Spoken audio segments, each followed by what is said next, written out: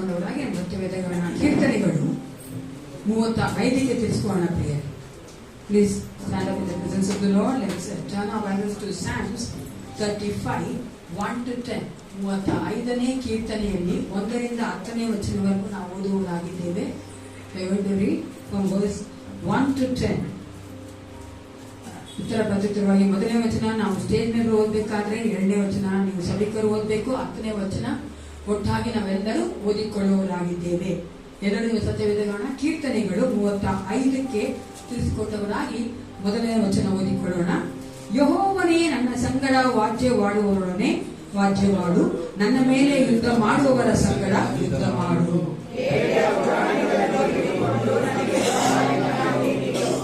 ನೀನು ಬಲ್ಲೆಯನ್ನು ಯುದ್ಧ ಕೊಡಲಿಯನ್ನು ಹಿಡಿದು ನನ್ನನ್ನು ಹಿಂದೆತ್ತುವ ವೈರಿಗಳನ್ನು ಪ್ರತಿಭಟಿಸುವ ನಾನೇ ನಿನ್ನನ್ನು ರಕ್ಷಿಸುವೆಂದು ಅಭಯ ಕೊಡು.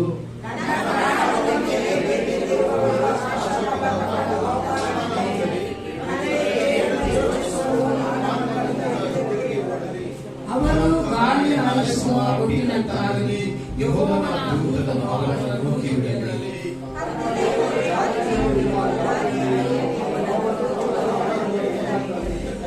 ಅವರು ವಿಸ್ತಾರವಾಗಿ ನನಗೆ ಬರೆಯುತ್ತಿದ್ದಾರೆ.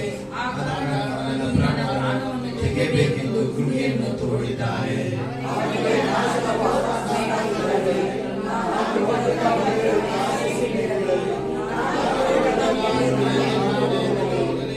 ಆಗ ನನ್ನ ಮನಸ್ಸಿಗೆ ಯೆಹೋವನ ದೆಸೆಯಿಂದ ಹರ್ಷ ಉಂಟಾಗುವುದು, ಆತನಿಂದ ರಕ್ಷಣೆಯ ನಿಮಿತ್ತ ಆನಂದ ಪಡುವನು. 10ನೇ ವಚನ ಒಟ್ಟಾಗಿ ಓದಿಕೊಳ್ಳೋಣ. ಯೆಹೋವನೇ ಕುಗ್ಗಿದವರನ್ನು ಬಲಕ್ಕಾಗಿಯೆಂದಲೂ ದಿಗ್ಗಜ ಬಡವನನ್ನು ಸೂರೆ ಮಾಡುವುದೆಂದಲೂ ತಪ್ಪಿಸಿ ರಕ್ಷಿಸುತ್ತಾನೆ. ನಿನಗೆ ಸಮಾನರು ಯಾರಿದ್ದಾರೆಂದು ನನ್ನ ಎಲುಬುಗಳೆಲ್ಲ ಹೇಳುವುದು. ಹೌದು ಪ್ರಿಯರೇ, ನಮ್ಮ ಯೇಸಪ್ಪನಿಗೆ ಸಮಾನರು ಬೇರೆ ಯಾವ ದೇವರು ಇಲ್ಲ. ಆಮೆನ್.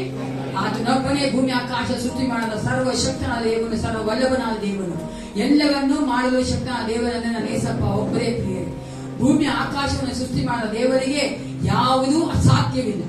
ದೇವರ ವಾಕ್ಯ ಹೇಳುವಂತೆ ದೇವರು ನಮ್ಮನ್ನ ಆತನ ಕಣ್ಣಿನ ಗುಡ್ಡೆಯಂತೆ ಕಾಯ್ದುಕೊಂಡು ಈ ಒಂದು ಸಮಯದ ಆತನ ಸನ್ನಿಧಾನದಲ್ಲಿ ನಿಲ್ಲಿಸಿದ್ದಾನೆ ಪ್ರಿಯರೇ. ನಾವೆಲ್ಲರೂ ಸಂತೋಷವಾಗಿ ನಮ್ಮನ್ನು ಒಪ್ಪಿಸಿಕೊಟ್ಟವರಾಗಿ ದೇವರಿಗೆ ಆರಾಧನೆ ಮಾಡುವ ಹಾಗೆ ನಾವು ನೋಡುತ್ತೇವೆ. ದೇವರ ವಾಕ್ಯ ಹೇಳ್ತದೆ, ನಮ್ಮ ಸ್ತೋತ್ರ ಸಿಂಹಾಸನಗಳೇ ಆತನು ವಾಸ ಮಾಡುವಂತ ದೇವನಾಗಿದ್ದಾನೆ. ನಾವು ಆತನನ್ನು ಸ್ತೋತ್ರ ಮಾಡುವಾಗ ಆತನ ಸಿಂಹಾಸನದಲ್ಲಿ ನಮ್ಮ ಮಧ್ಯೆ ಇಳಿದು ಬರುವಂತ ದೇವನಾಗಿದ್ದಾನೆ. ಆದ್ದರಿಂದ ನಾವು ಆತನಿಗೆ ಪೂರ್ಣ ಹೃದಯದಿಂದ, ಪೂರ್ಣ ಮನಸ್ಸಿನಿಂದ, ಪೂರ್ಣ ಬಲದಿಂದ ನಾವು ಆತನೇ ಆರಾಧನೆ ಮಾಡುವಂತೆ, ಆತನ ವಾಕ್ಯಗಳನ್ನ ನಾವು ಸಂತೋಷದಿಂದ ಕೇಳುವಂತ ಮಕ್ಕಳಾಗುವಂತೆ, ಈ ಒಂದು ಆರಾಧನೆಯ ಪ್ರತಿಯೊಂದು ಭಾಗದಲ್ಲಿ ದೇವರು ನಮ್ಮನ್ನು ನಡೆಸುವಂತೆ ನಾವು ಪ್ರಾರ್ಥನೆ ಮಾಡಿಕೊಳ್ಳೋಣ. ಸೇನಾಧೀಶ್ವರಾದ ಪರಲೋಕ ತಂದೆ, ಅಪ್ಪ ನಿನಗೆ ಕೋಟಿ ಕೋಟಿ ಸ್ತೋತ್ರ ಉಂಟಾಗಲಿ ಕರ್ತ. ಮತ್ತೊಂದಾ ಕರ್ತನೆ ಯೇಸಪ್ಪ ಬರುತ್ತಾಗಿ ನಾವೆಲ್ಲರೂ ನಿನ್ನ ಒಂದು ಸನ್ನಿಧಾನಕ್ಕೆ ಸೇರಿ ಬರುವಂತೆ ನೀ ಕೃಪೆ ಕೊಟ್ಟಿದ್ದಕ್ಕಾಗಿ ನಿನಗೆ ಸ್ತೋತ್ರ. ಅಪ್ಪ ನಿನ್ನ ವಾಕ್ಯ ಹೇಳುವಂತೆ ಭಯದಿಂದಲ್ಲ, ಪರಾಕ್ರಮದಿಂದಲ್ಲ ಯೇಸಪ್ಪ, ನಿನ್ನ ಆತ್ಮದಿಂದಲೇ ಎಲ್ಲವೂ ನೀನು ಮಾಡಿದ್ದೀಯ. ಅದಕ್ಕಾಗಿ ನಿನಗೆ ಸ್ತೋತ್ರ ಉಂಟಾಗಲಿ ಕರ್ತ. ರಾಜ, ಈ ಆರಾಧನೆಯನ್ನು ಮಹಿಮೆ ಹೊಂದಿಕೊಂಡು ಕರ್ತನೆ ನಿನ್ನ ಮಕ್ಕಳನ್ನ ಆಶೀರ್ವದಿಸುವಂತ ದೇವನಾಗಿದ್ದು ಅಪ್ಪ, ಪ್ರತಿಯೊಂದು ಭಾಗದಲ್ಲಿ ರಾಜ ನೀವು ನಮ್ಮನ್ನು ನಡೆಸಿಕೊಡಬೇಕೆಂದು ನಮ್ಮೆಲ್ಲರೂ ತಗ್ಗಿಸಿ ನೀವು ಒಪ್ಪಿಸಿಕೊಡುತ್ತಾ ಯೇಸು ಕ್ರಿಸ್ತನ ನಾಮದಲ್ಲಿ ಪ್ರಾರ್ಥಿಸುತ್ತೇನೆ. ಒಳ್ಳೆ ಪಿತನೇ,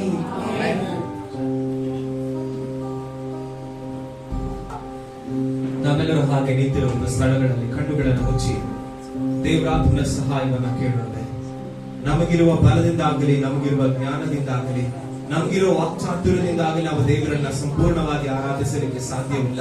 ಪವಿತ್ರಾತ್ಮನ ಸಹಾಯದಿಂದ ಮಾತ್ರವೇ, ಪವಿತ್ರಾತ್ಮನ ಬಲದಿಂದ ಮಾತ್ರವೇ ನಾವು ದೇವರನ್ನ ಆರಾಧಿಸಲಿಕ್ಕೆ ಸಾಧ್ಯವಾಗುತ್ತೆ. ನನ್ನ ಪ್ರೀತಿಯ ದೇವಜನರ ನಾವೆಲ್ಲರೂ ಕೇಳುವೆ, ದೇವರಾತ್ಮನೇ ನಿನ್ನ ಸಹಾಯವನ್ನು ನಮಗೆ ದಯಪಾಲಿಸಿಕೊಳ್ಳಿ ಸ್ವಾಮಿ.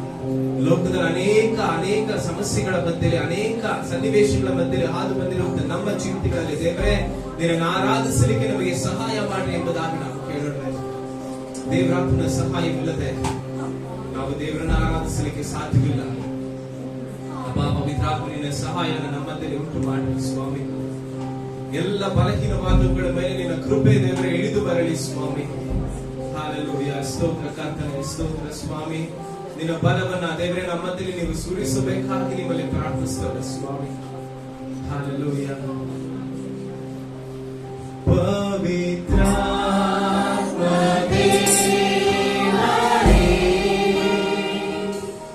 ನಿನ್ನ ಪ್ರಸನ್ನತೆ ಬಯಸುವೆನು.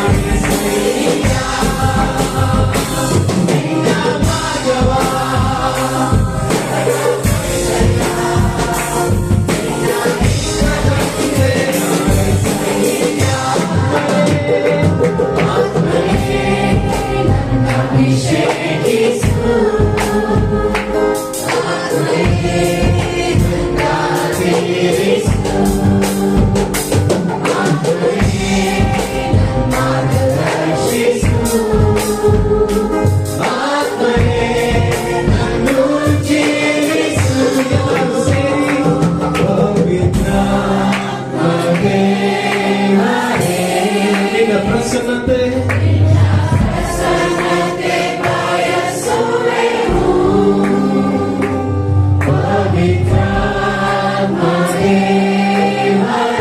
ನಿನ್ನ ಸಾನ್ನಿಧ್ಯ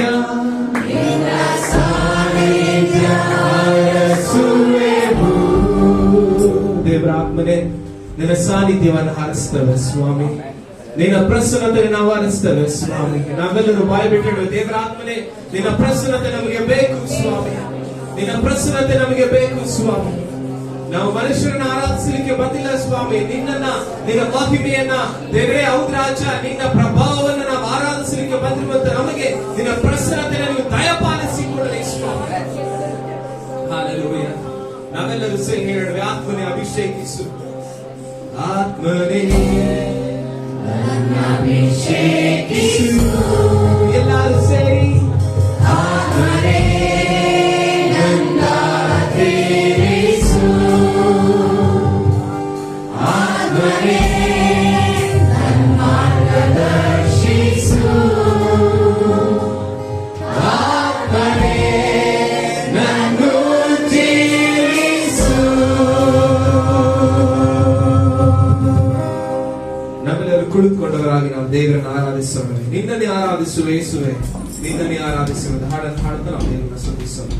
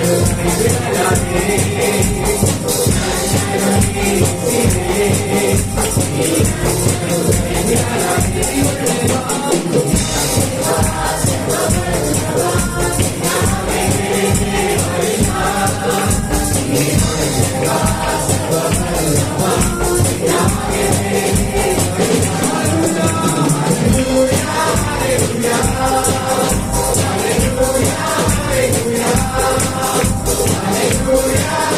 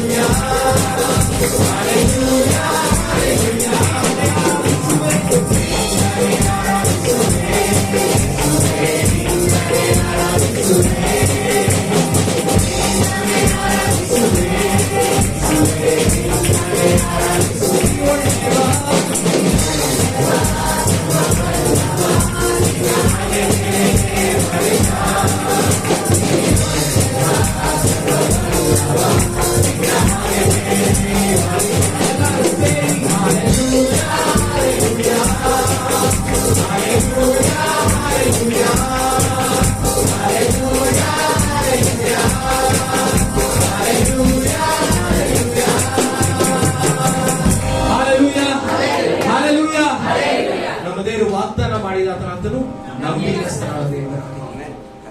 ನೆನೆನ ಹಾಡುಗಳನ್ನೆಲ್ಲ ಕೂತ್ಕೊಂಡು ಓದ್ತಾ ಇದ್ದೆ, ಎಲ್ಲ ಲಿರಿಕ್ಸ್ ಓದ್ತಾ ಇದ್ದೆ ಕೂತ್ಕೊಂಡು.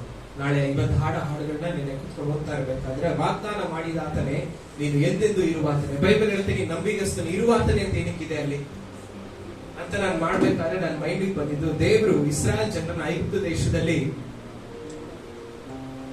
ಅಲ್ಲ ಅವ್ರು ಕಷ್ಟ ಪಡ್ತಾ ಇದ್ರು. ಆಗ ದೇವರು ಮೋಶೆಯನ್ನು ಕರೆದು ಮೋಶೆ ಕೇಳ್ತಾನೆ, ದೇವ್ರೆ ಇಸ್ರಾಯೇಲ್ ಜನ ನೀನು ಕಳಿಸಿದಂತ ದೇವ್ರು ಯಾರು ಅಂತ ಹೇಳಿದ್ರೆ ನಾನು ಏನಂತ ಹೇಳಬೇಕು, ಏನ್ ನಿನ್ನ ಹೆಸರು ಅಂತ ಕೇಳಿದ್ರೆ ಏನ್ ಹೇಳ್ಬೇಕಂತ ದೇವ್ರು ಹೇಳ್ತಾನೆ, ನಾನು ಇರುವಾತನೇ ಆಗಿದ್ದೇನೆ, ನಾನು ಇರುವಾತನೇ ಆಗಿದ್ದೇನೆ. ಆತನಿಗೆ ಅಂತ್ಯ ಇಲ್ಲ, ಆತನಿಗೆ ಪ್ರಾರಂಭ ಇಲ್ಲ, ಆತನಿಗೆ ಯಾವಾಗ್ಲೂ ಇರುವಾತನಾಗಿದ್ದಾನೆ. ನಾವು ಮನುಷ್ಯರು ನಮ್ಮ ಮನಸ್ಸುಗಳನ್ನ ಬದಲಾಯಿಸಿಕೊಳ್ತೀವಿ, ಆದರೆ ನಮ್ಮ ದೇವರು ಮನಸ್ಸನ್ನು ಬದಲಾಯಿಸಿಕೊಳ್ಳುವ ದೇವರ. ಹಲ್ಲೆಲೂಯ. ಆತನ ವಾಗ್ದಾನದಲ್ಲಿ ನಂಬಿಗಸ್ತನಾದ ದೇವರಾಗಿದ್ದಾನೆ. ಹಲ್ಲೆಲೂಯ. ಎಷ್ಟು ಜನ ನಂಬ್ತೀರ ದೇವರು ವಾಗ್ದಾನದಲ್ಲಿ ನಂಬಿಗಸ್ತನಾಗಿದ್ದಾನೆ, ದೇವರು ವಾಗ್ದಾನ ಮಾಡಿದಂತ ನಂಬಿಗಸ್ತನಾಗಿದ್ದಾನೆ. ಹಲ್ಲೆಲೂಯ. ನಾವು ದೇವರನ್ನ ಹಾಡೋಣ, ಮಹಿಮೆ ಅರಸನೆ ನಿನ್ನ ಆತ್ಮದಿ ಆರಾಧಿಸುವೆ. ಎಲ್ಲರೂ ಕರಣ ತಗುತ್ತಾ ದೇವರು ನಾವು ಸ್ತುತಿಸುತ್ತಾ ಮಹಿಮೆ ಅರಸನೆ ನಿನ್ನ ಹಾಡೋಣ.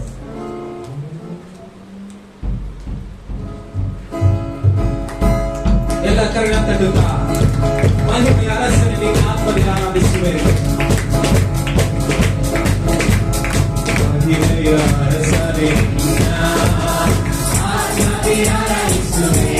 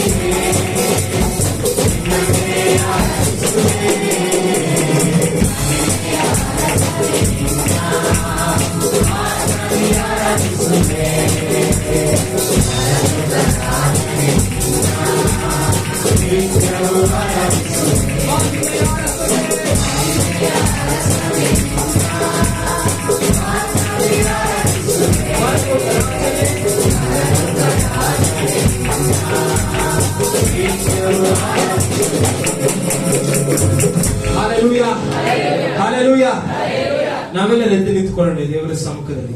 ನಾವೆಲ್ಲರೂ ದೇವರ ಸಮ್ಮುಖದಲ್ಲಿ ಎದ್ದು ನಿಂತುಕೊಂಡವರಾಗಿ ನಾವು ಬಾಯಿಗಳನ್ನು ತೆರೆಯುತ್ತಾ ನಾವು ದೇವರಿಗೆ ಸ್ತೋತ್ರ ಮಾಡೋಣ. ಯಾಕಂದ್ರೆ ಆತನ ಇಕ್ಕಟ್ಟಿನಲ್ಲಿ ಸಹಾಯಕನಾದ ದೇವರಾಗಿದ್ದಾನೆ, ಕಷ್ಟದಲ್ಲಿ ವಿಮೋಚಕನಾದ ದೇವರಾತನ ಹಾಕಿದ್ದಾನೆ. ನಮ್ಮ ಎಲ್ಲ ಸಮಯಗಳಲ್ಲಿ ನಮ್ಮ ಜೊತೆಯಲ್ಲಿ ನಡೆದು ನಮ್ಮನ್ನ ಆದರಿಸುವ ದೇವರಾತನ ಆಗಿದ್ದಾನೆ. ಹಾಲೆಲೂಯ. ನಾವೆಲ್ಲರೂ ಕೇಳುವ ದೇವರೇ, ನಿನ್ನನ್ನು ನಾವು ಸ್ತುತಿಸ್ತೇವೆ ಸ್ವಾಮಿ, ನಿಮ್ಮನ್ನು ನಾವು ಕೊಂಡಾಡ್ತೇವೆ. ದೇವರ ಸಮ್ಮುಖಕ್ಕೆ ಬಂದು ಸುಮ್ಮನೆ ನಿಂತ್ಕೊಳ್ಳೋದು ಅದು ಸಮಯ ನಾವು ವ್ಯರ್ಥ ಮಾಡಿದಂಗೆ. ದೇವರ ಸಮ್ಮುಖದಲ್ಲಿ ಬಂದ ಪ್ರತಿ ಕ್ಷಣ ನಾವು ದೇವರನ್ನ ಸ್ತುತಿಸಬೇಕು. ಅದಕ್ಕೋಸ್ಕರವಾಗಿ ದೇವರು ನಮ್ಮನ್ನು ಕರ್ಕೊಂಡು ಬಂದಿದ್ದಾನೆ. ಆತನು ಆನಂದಿಸುವ ತನ್ನ ನಿರೀಕ್ಷೆಯನ್ನ ನನ್ನನ್ನು ನಿರೀಕ್ಷಿಸುವಂತ ಭಕ್ತರಲ್ಲಿ ಎಂಬುದಾಗಿ ದೇವರು ವಾಕ್ಯ ಹೇಳುತ್ತೆ. ನಾವೆಲ್ಲರೂ ಸೇರಿ ದೇವರಪ್ಪ, ನಿಮ್ಮನ್ನು ನಾವು ಸ್ತುತಿಸ್ತೇವೆ ಸ್ವಾಮಿ, ನಿಮ್ಮನ್ನು ನಾವು ಕೊಂಡಾಡ್ತೇವೆ ರಾಜ, ನಿಮ್ಮನ್ನು ನಾವು ಘನಪಡಿಸ್ತೇವೆ ಸ್ವಾಮಿ. ದೇವರೇ, ಹೌದು ರಾಜ, ನೀನು ಒಳ್ಳೆಯವನಾಗಿದ್ದಿರೋದಕ್ಕಾಗಿ ನಮಗೆ ಸ್ತೋತ್ರ. ದೇವರೇ, ನೀನು ಪರಿಶುದ್ಧನಾಗಿದ್ದಿರೋದಕ್ಕಾಗಿ ನಮಗೆ ಸ್ತೋತ್ರ. ಹಾಲೆಲೂಯ. ದೇವರೇ, ಹೌದು ರಾಜ, ನೀನು ಸರ್ವ ಸ್ತುತಿಗೆ ಪಾತ್ರನಾಗಿದ್ದಿರೋದಕ್ಕಾಗಿ ನಮಗೆ ಸ್ತೋತ್ರ ಸ್ವಾಮಿ. ಹಾಲೆಲೂಯ. ಅಪ್ಪ, ನಿಮ್ಮನ್ನ ಕೊಂಡಾಡ್ತೇವೆ ರಾಜ. ಹಾಲೆಲೂಯ. ಸ್ತೋತ್ರ ದೇವರೇ. ಪರಿಶುದ್ಧರೇ, ನಿಮ್ಮನ್ನ ಕೊಂಡಾಡ್ತೇವೆ ರಾಜ. ಒಳ್ಳೆಯವರೇ, ನಿಮ್ಮನ್ನ ಕೊಂಡಾಡ್ತೇವೆ ರಾಜ.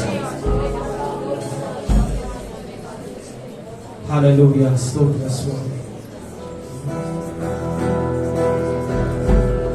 ನಿನ್ನಂತ ದೇವರು ಯಾರು ಇಲ್ಲ, ನಿನ್ನಂತ ದೇವರು ಯಾರು ಇಲ್ಲ, ನಿನ್ನ ಹಾಗೆ ಪ್ರೀತಿಸುವವರು ಎಲ್ಲರೂ ಸೇರಿ ಮಾಡುತ್ತೇವೆ. ನಿನ್ನಂತ ದೇವರು ಯಾರು ಇಲ್ಲ, ನಿನ್ನ ಹಾಗೆ ಪ್ರೀತಿಸುವವರು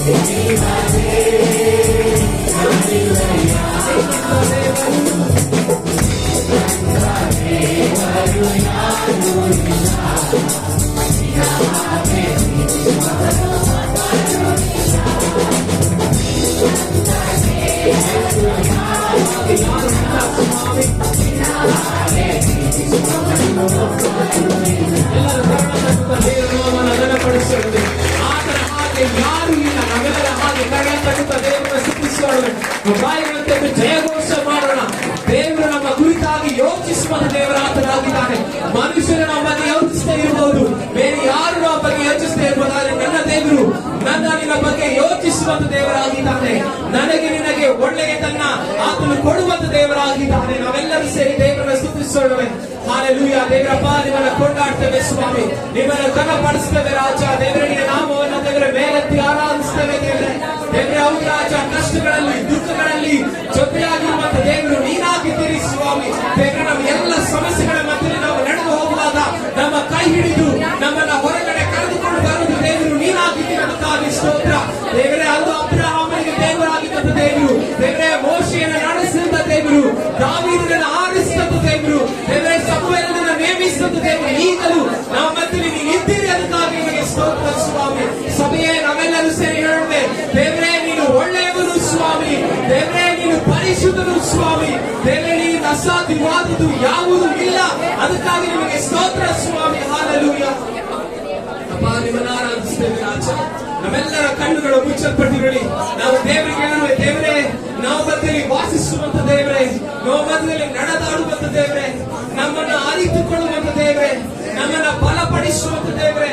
ಅಪ್ಪ, ನಿಮ್ಮನ್ನು ಆರಾಧಿಸ್ತೇವೆ ಸ್ವಾಮಿ, ನಿಮ್ಮನ್ನು ಆರಾಧಿಸ್ತೇವೆ ಸ್ವಾಮಿ. ದೇವರೇ, ಈ ದಿನ ರಾಜ ನಮ್ಮ ಮಧ್ಯದಲ್ಲಿ ನಿನ್ನ ಪ್ರಸನ್ನತೆ ಚಲಿಸಲಿ ದೇವರೇ. ಈ ದಿನ ನಮ್ಮ ಮಧ್ಯದಲ್ಲಿ ಸ್ವಾಮಿ ನಿನ್ನ ಸಮ್ಮುಖ ಸ್ವಾಮಿ ಚಲಿಸಲಿ ಸ್ವಾಮಿ. ದೊಡ್ಡ ಮೇಘವಾಗಿ ನಮ್ಮ ಮಧ್ಯದಲ್ಲಿ ಇಳಿದು ಬರಬೇಕಾಗಿ ನಿಮ್ಮಲ್ಲಿ ಪ್ರಾರ್ಥಿಸ್ತೇವೆ ರಾಜ. ಹಾಲೆಲೂಯಾ. ನಾವೆಲ್ಲರೂ ಸೇರಿ ದೇವರನ್ನ ಆರಾಧಿಸೋಣ. ಹಾಲೆಲೂಯಾ. ದೇವರಪ್ಪ, ನಿಮ್ಮನ್ನ ಕೊಂಡಾಡ್ತೇವೆ ರಾಜ, ನಿಮ್ಮನ್ನ ಮಹಿಮೆ ಪಡಿಸ್ತೇವೆ ದೇವರೇ. ಮಹಿಮೆಯ ಮಹತ್ವವ ನಿನಗೆ ಸಲ್ಲಿಸ್ತೇವೆ ದೇವರೇ. ಹಾಲೆಲೂಯಾ. ದೇವರಪ್ಪ, ನಿಮ್ಮನ್ನ ಕೊಂಡಾಡ್ತೇವೆ ರಾಜ.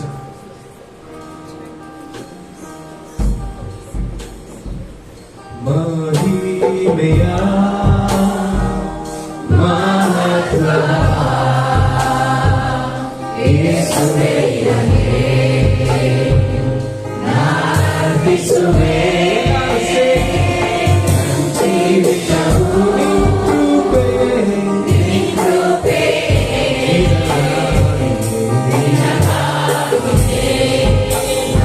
Yes.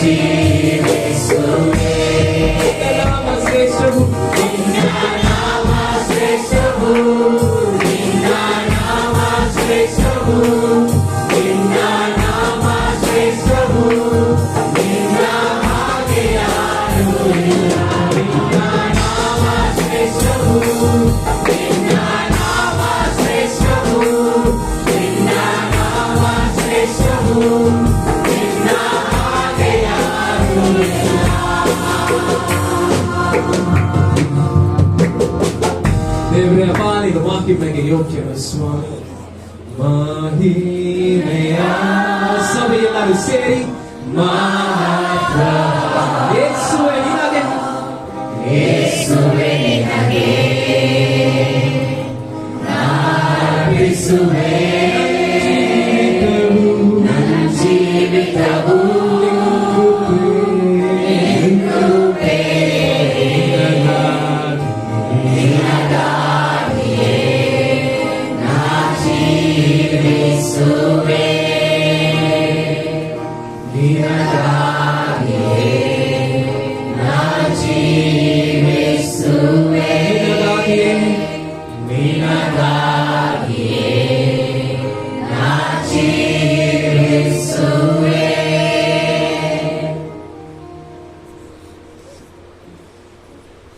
ಮಹೋನ್ನತನಾದ ದೇವರಿಗೆ ಒಂದು ಸಮಯ ನಮ್ಮ ಜೀವಿತಗಳ ಮೂಲಕವಾಗಿ ನಾವು ದೇವರಿಗೆ ಕೇಳಿದ ದೇವರಪ್ಪ ನಿನಗಾಗಿ ನಾನು ಜೀವಿಸ್ತೇನೆ ಸ್ವಾಮಿ. ಆತನಿಗೆ ತಿಳಿದಿದೆ ಪ್ರತಿಯೊಬ್ಬರ ಮನಸ್ಸು, ಪ್ರತಿಯೊಬ್ಬರ ಪರಿಸ್ಥಿತಿಗಳು ಆತನಿಗೆ ತಿಳಿದಿದೆ. ಈ ಸಮಯದಲ್ಲಿ ನಾವು ಏನ್ ಯೋಚನೆ ಮಾಡ್ತಾ ಇದ್ದೀವಿ ಅನ್ನೋದು ಕೂಡ ಆತನಿಗೆ ತಿಳಿದಿದೆ. ಆತನ ಎಲ್ಲವನ್ನ ಬಲ್ಲಂತ ದೇವರಾಗಿದ್ದಾನೆ. ಮನುಷ್ಯರು ನಮ್ಮ ಹೃದಯವನ್ನ ನೋಡದೆ ಇರಬಹುದು, ಮನುಷ್ಯರು ನಮ್ಮನ್ನು ಅರ್ಥ ಮಾಡಿಕೊಳ್ಳದೆ ಇರಬಹುದು, ಆದ್ರೆ ನನ್ನ ದೇವರು ನಮ್ಮ ಹೃದಯದ ಪ್ರತಿ ಆಲೋಚನೆಗಳನ್ನ ತಿಳಿದಂತ ದೇವರಾಗಿದ್ದಾನೆ. ಅಂತ ದೇವರ ಒಂದು ಸಮಯದಲ್ಲಿ ನಾವೆಲ್ಲರೂ ಕಣ್ಣುಗಳನ್ನು ಮುಚ್ಚಿ ನಮ್ಮ ಹೃದಯಾಂತರಾಳದಿಂದ ಹೇಳೋಣ, ದೇವರಪ್ಪ ನೀನು ಸುಂದರನು ಸ್ವಾಮಿ, ನೀನು ಒಳ್ಳೆಯವನು ಸ್ವಾಮಿ, ನಿನ್ನನ್ನು ಆರಾಧಿಸ್ತೇನೆ ಸ್ವಾಮಿ. ಆತನನ್ನು ಆರಾಧಿಸುವಂತಹ ಒಂದು ಸಮಯವನ್ನ ದೇವರು ನಮಗಾಗಿ ಒದಗಿಸಿಕೊಟ್ಟಿದ್ದಾನೆ. ಲೋಕದಲ್ಲಿ ಅನೇಕ ಜನ ಅನೇಕ ರೀತಿಯಾಗಿ ಸಮಯವನ್ನ ಕಳೀತಾ ಇದ್ದಾರೆ. ದೇವ ಜನರಾಗಿರುವಂತ ನನಗೆ ನಿನಗೆ ದೇವರು ಒಂದು ಸಮಯವನ್ನ ಒದಗಿಸಿಕೊಟ್ಟಿದ್ದಾರೆ. ಅದಕ್ಕಾಗಿ ನಾವು ದೇವರನ್ನು ಆರಾಧಿಸೋಣ. ಲೋಕದಲ್ಲಿ ಕಳೆಯುವಂತ ಶಾಸ್ತ್ರಾರು ದಿನಗಳಿಗಿಂತಲೂ ದೇವರ ಸಮ್ಮುಖದಲ್ಲಿ ಕಳೆಯುವ ಒಂದು ಕ್ಷಣ ಅದು ಮಿಗಿಲಾದದ್ದು ಪ್ರಿಯ.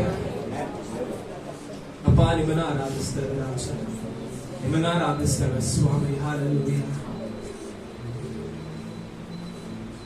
ಹಾಲೆಲೂಯಾ. ದೇವರಪ್ಪ ನಿಮ್ಮನ್ನ ಆರಾಧಿಸ್ತೇವೆ ರಾಜ. ಪರಿಶುದ್ಧನೇ ನಿಮ್ಮನ್ನ ಕೊಂಡಾಡ್ತೇವೆ. ಅಪ್ಪ ನಿನ್ನ ಆರಾಧನೆಗೆ ಯೋಗ್ಯ ಸ್ವಾಮಿ.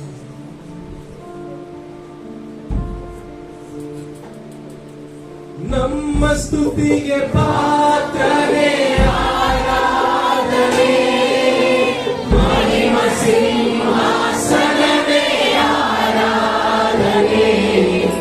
ನಮ್ಮ ಸ್ತುತಿಗೆ ಪಾತ್ರನೇ ಆರಾಧನೆ, ಮಹಿಮ ಸಿಂಹಾಸನವೇ ಆರಾಧನೆ. ಆಕಾಶವು ನಿನ್ನ ಸಿಂಹಾಸನ,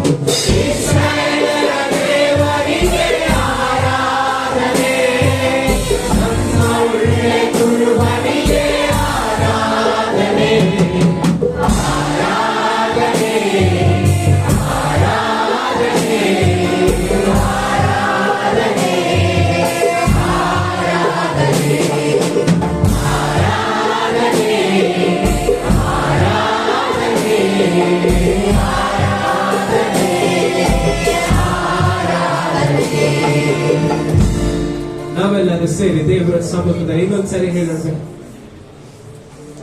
ಅಪ್ಪ ದೇವರ, ನೀನು ರಾಜ, ನನ್ ಕೋಟೆಯು, ನನ್ ದುರ್ಗವು. ಎಲ್ಲರೂ ಕೈ ಬಿಟ್ಟಾಗ ನಮ್ಮನ್ನು ಆಶ್ರಯಿಸಿಕೊಳ್ಳುವಂತ ದೇವರು ನೀನಾಗಿದ್ದೀರಿ ಸ್ವಾಮಿ. ನಮ್ಮ ಆಶ್ರಯವು, ನಮ್ಮ ದುರ್ಗವು ನೀನಾಗಿದ್ದೀರಿ, ನಮ್ಮ ಸಾಂತ್ವನವು ನೀನಾಗಿದ್ದೀರಿ ಸ್ವಾಮಿ. ದೇವರೇ, ನಮ್ಮನ್ನ ಸಂಧಿಸುವಂತ ದೇವರು ನೀನಾಗಿದ್ದೀರಿ ಸ್ವಾಮಿ. ಹಾಲೆಲೂಯ.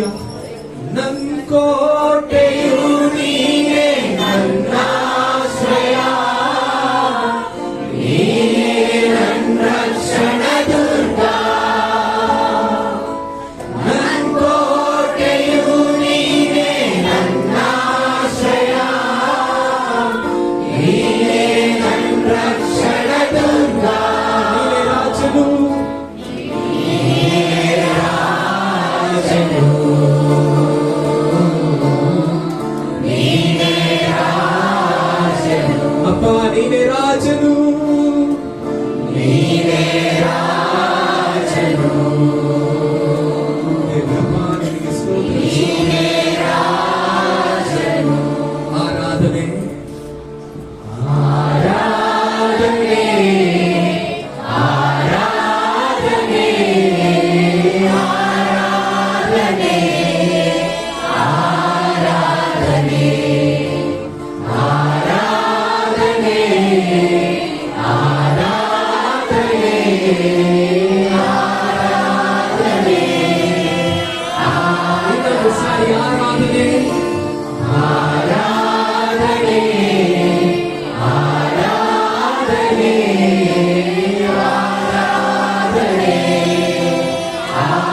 ಆರಾಧನೆ. ನಮ್ಮ ಸ್ತುತಿಗೆ ಪಾತ್ರನೇ ಆರಾಧನೆ, ಮಹಿಮ ಸಿಂಹಾಸನವೇ ಆರಾಧನೆ. ನಮ್ಮ ಸ್ತುತಿಗೆ ಪಾತ್ರನೇ ಆರಾಧನೆ, ಮಹಿಮ ಸಿಂಹಾಸನವೇ ಆರಾಧನೆ, ಆರಾಧನೆ, ಆರಾಧನೆ, ಆರಾಧನೆ,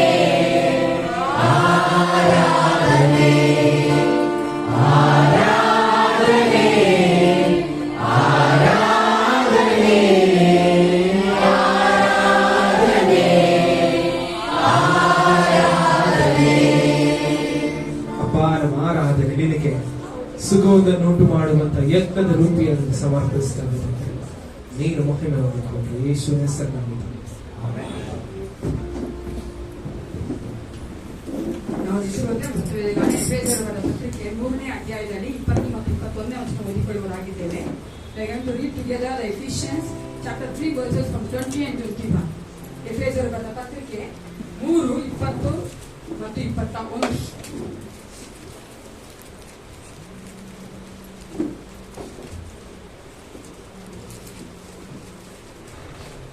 ಎಲ್ಲರೂ ತೆಗೆದುಕೊಳ್ಳಿ, ಎಲ್ಲರೂ ಒಟ್ಟಾಗಿ ಓದುವವರಾಗಿದ್ದೇವೆ. ಎಫೆಸದವರ ಪತ್ರಿಕೆ 3ನೇ ಅಧ್ಯಾಯದಲ್ಲಿ 20 ಮತ್ತು 21.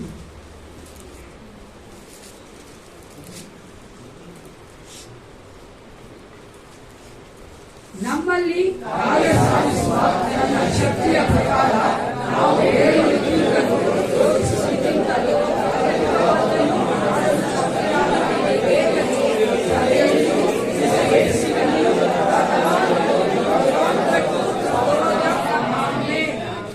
ನಮ್ಮ ಯೇಸು ಕ್ರಿಸ್ತನ ಶಕ್ತನ ದೇವನಾಗಿದ್ದಾನೆ. ಆಮೆನ್. ನಾವೆಲ್ಲರೂ ಕೂತುಕೊಂಡವರಾಗಿ ಕಾಣಿಕೆ ಸಮಯ ಸಂದೇಶ ಮತ್ತು ಸಂದೇಶ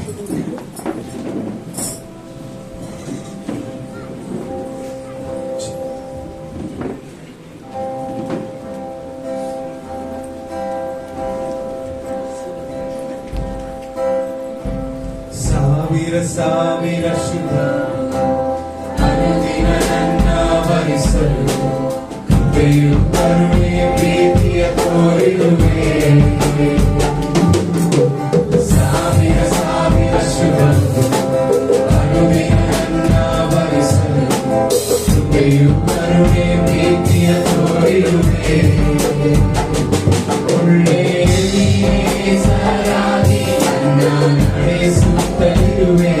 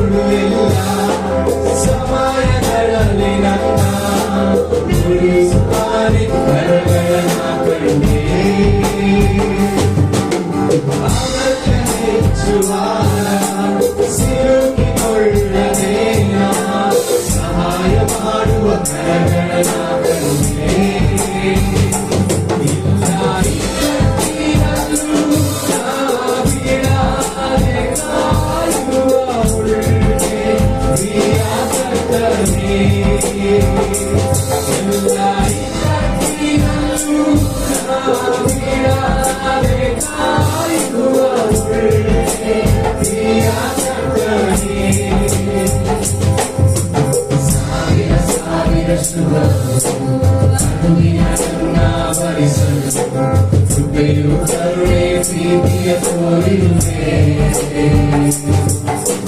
ಸಾವಿರ ಸಾವಿರ ಶುಭವು ಅನುದಿನ ನನ್ನ ಭರಿಸಲು ಕೃಪೆಯು ಕರುಣೆ ಪ್ರೀತಿಯ ತೋರಿರುವೆ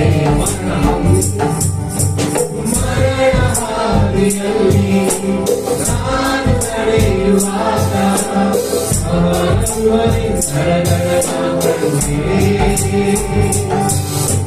ಒಳಗಿರುವ ಸಮಯ ಸಾಯದಂತೆ ನನ್ನ ಗುರುವಾಗಿ ಕರಗಳ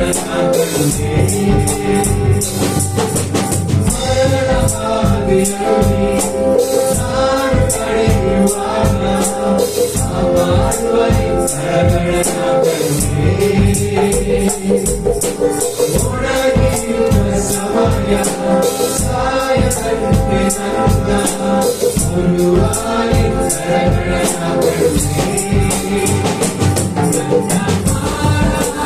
ಜೀವಿತವ ಮಧುರವಾಗಿ ಮಾರ್ಪಡಿಸುವ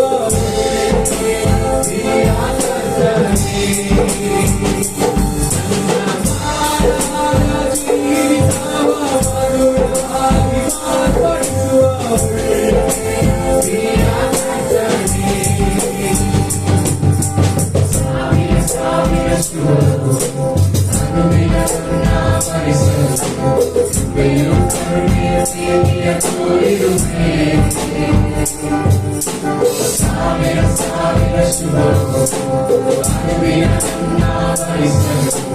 ಕೃಪೆಯು ಕರುಣೆ ಪ್ರೀತಿಯ ತೋರಿರುವೆ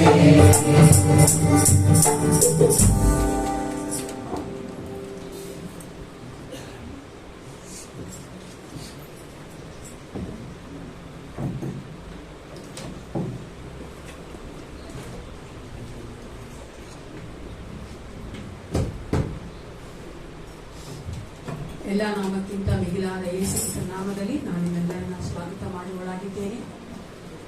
ದೇವರು ತಾನು ನಮ್ಮನ್ನು ಸುಂದರವಾಗಿ ಆರಾಧನೆ ನಡೆಸಿಕೊಟ್ಟಿದ್ದಾನೆ. ನಾವು ಆತನ ಸ್ತೋತ್ರ ಮಾಡುವಂತೆ ಮಯಪಡಿಸುವಂತೆ ನಾವು ಸಭೆಯಾಗಿ ಆತನಲ್ಲಿ ಬರುವಂತೆ ದೇವರು ನಮ್ಮನ್ನು ನಡೆಸಿದ್ದಕ್ಕಾಗಿ ದೇವರು ಸ್ತೋತ್ರ ಉಂಟಾಗಲಿ.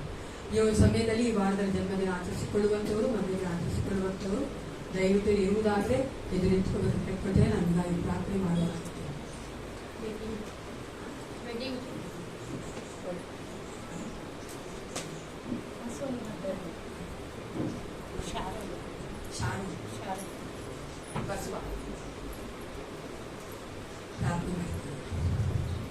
ನಮ್ಮನ್ನು ಅತ್ಯಧಿಕವಾಗಿ ಪ್ರೀತಿ ಮಾಡುವಂತಹ ಪರಲೋಕ ತಂದೆಯೇ ನಿನಗೆ ಸ್ತೋತ್ರ ಉಂಟಾಗಲಿ.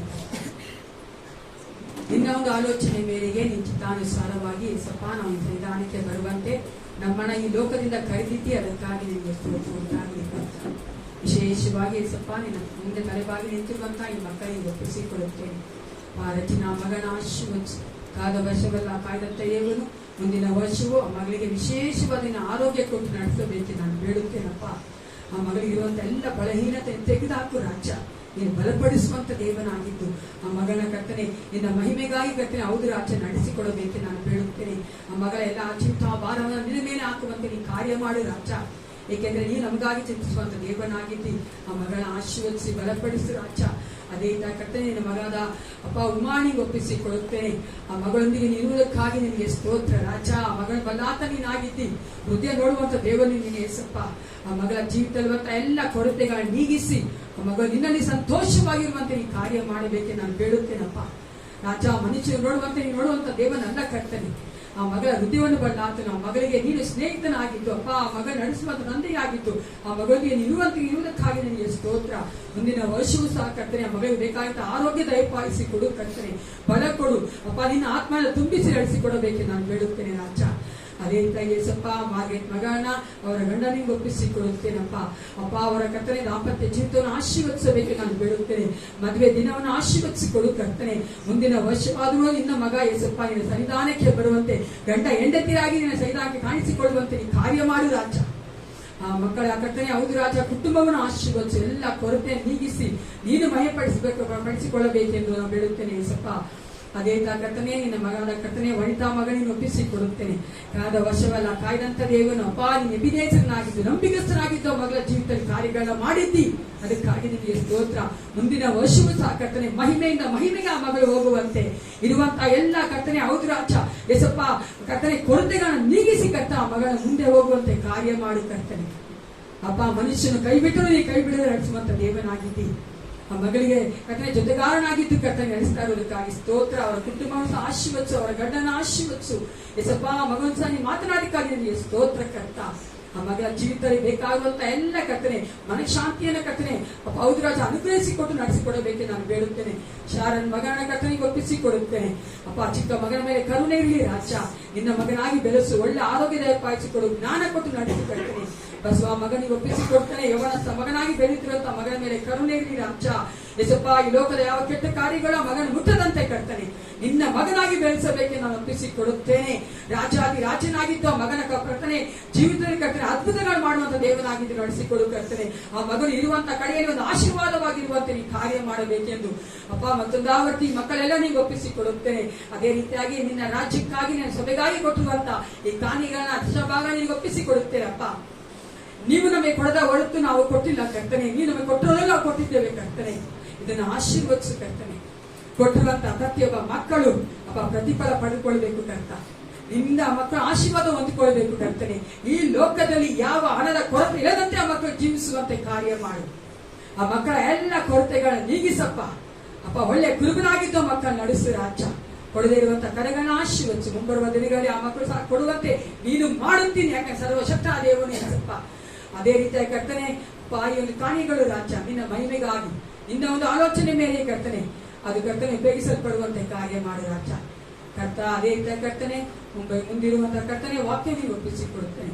ನಿನ್ನ ದಾಸಿಯನ್ನು ಕರ್ತನೆ ಆಶೀರ್ವದಿಸು. ಆ ಮಗಳ ಮೂಲಕ ನಮ್ಮೊಂದಿಗೆ ಮಾತನಾಡಿ ಸಂಡೇ ಸ್ಕೂಲ್ ಮಕ್ಕಳನ್ನ ಅವರ ಕರ್ತನೆ ಟೀಚರ್ಸ್ ಆಶೀರ್ವದಿಸಿ ನಡೆಸಿಕೊಡು.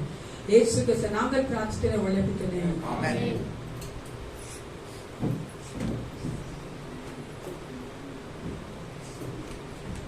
ಎಲ್ಲರೂ ಚೆನ್ನಾಗಿದ್ದೀರಾ? ಹಾಲೆಲೂಯಾ. ಸಂತೋಷವಾಗಿದ್ರು ದುಃಖ ಇದ್ರು ಏನಾಗ್ಬೇಕು ನಾವು ಹಲ್ಲೆಲೂಯಾ ಅನ್ಬೇಕು. ಯಾಕಂದ್ರೆ ಹಲ್ಲೆಲೂಯಾ ಅಂದ್ರೆ ನಮ್ಗೆ ಬಿಡುಗಡೆ ಉಂಟು. ಅನೇಕರು ನಾವು ಅನ್ಕೋತೀವಿ ದೇವರ ಸ್ತೋತ್ರ ಮಾಡ್ತಾ ಇದ್ರೆ ನಮ್ಗೆ ಇರುವಂತ ಎಲ್ಲ ಕಷ್ಟಗಳು ನೋವುಗಳು ಕಣ್ಣೀರುಗಳು ನೀಗಿ ಹೋಗ್ತಾರೆ. ಈಗ ನಾವು ಬಂದಿರುವಂತ ಟೈಟಸ್ ಅವರು ಮುಂದೆ ಬಂದು ಅನೌನ್ಸ್ ಮಾಡ್ತಾರೆ.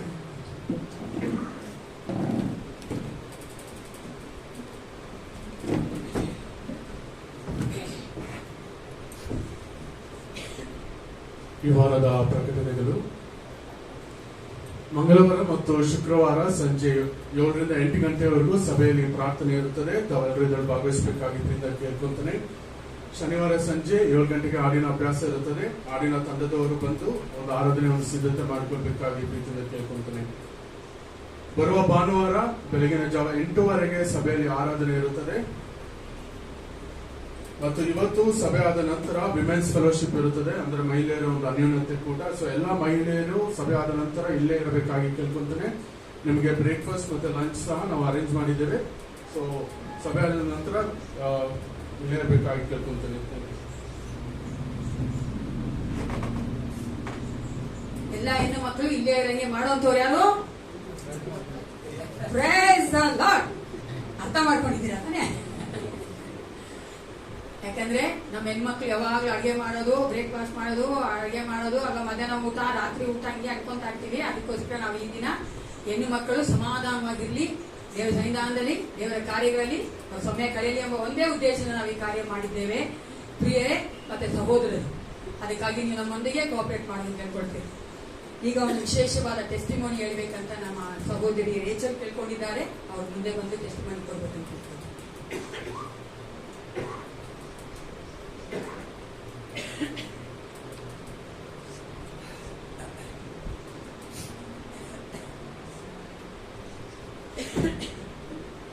Praise the Lord. When I say praise the Lord, I want you all also to be responsive. That sounds very lively. So I just want to start with something. ನಾನು Kannada English ಎರಡಲ್ಲೂ ಮಾತಾಡ್ತೀನಿ because I feel like only speaking English is probably not good. So I'll try to speak in both. So initially I want someone to read Jeremiah 29:11. I guess it's a by heart for me, but I want someone to read it.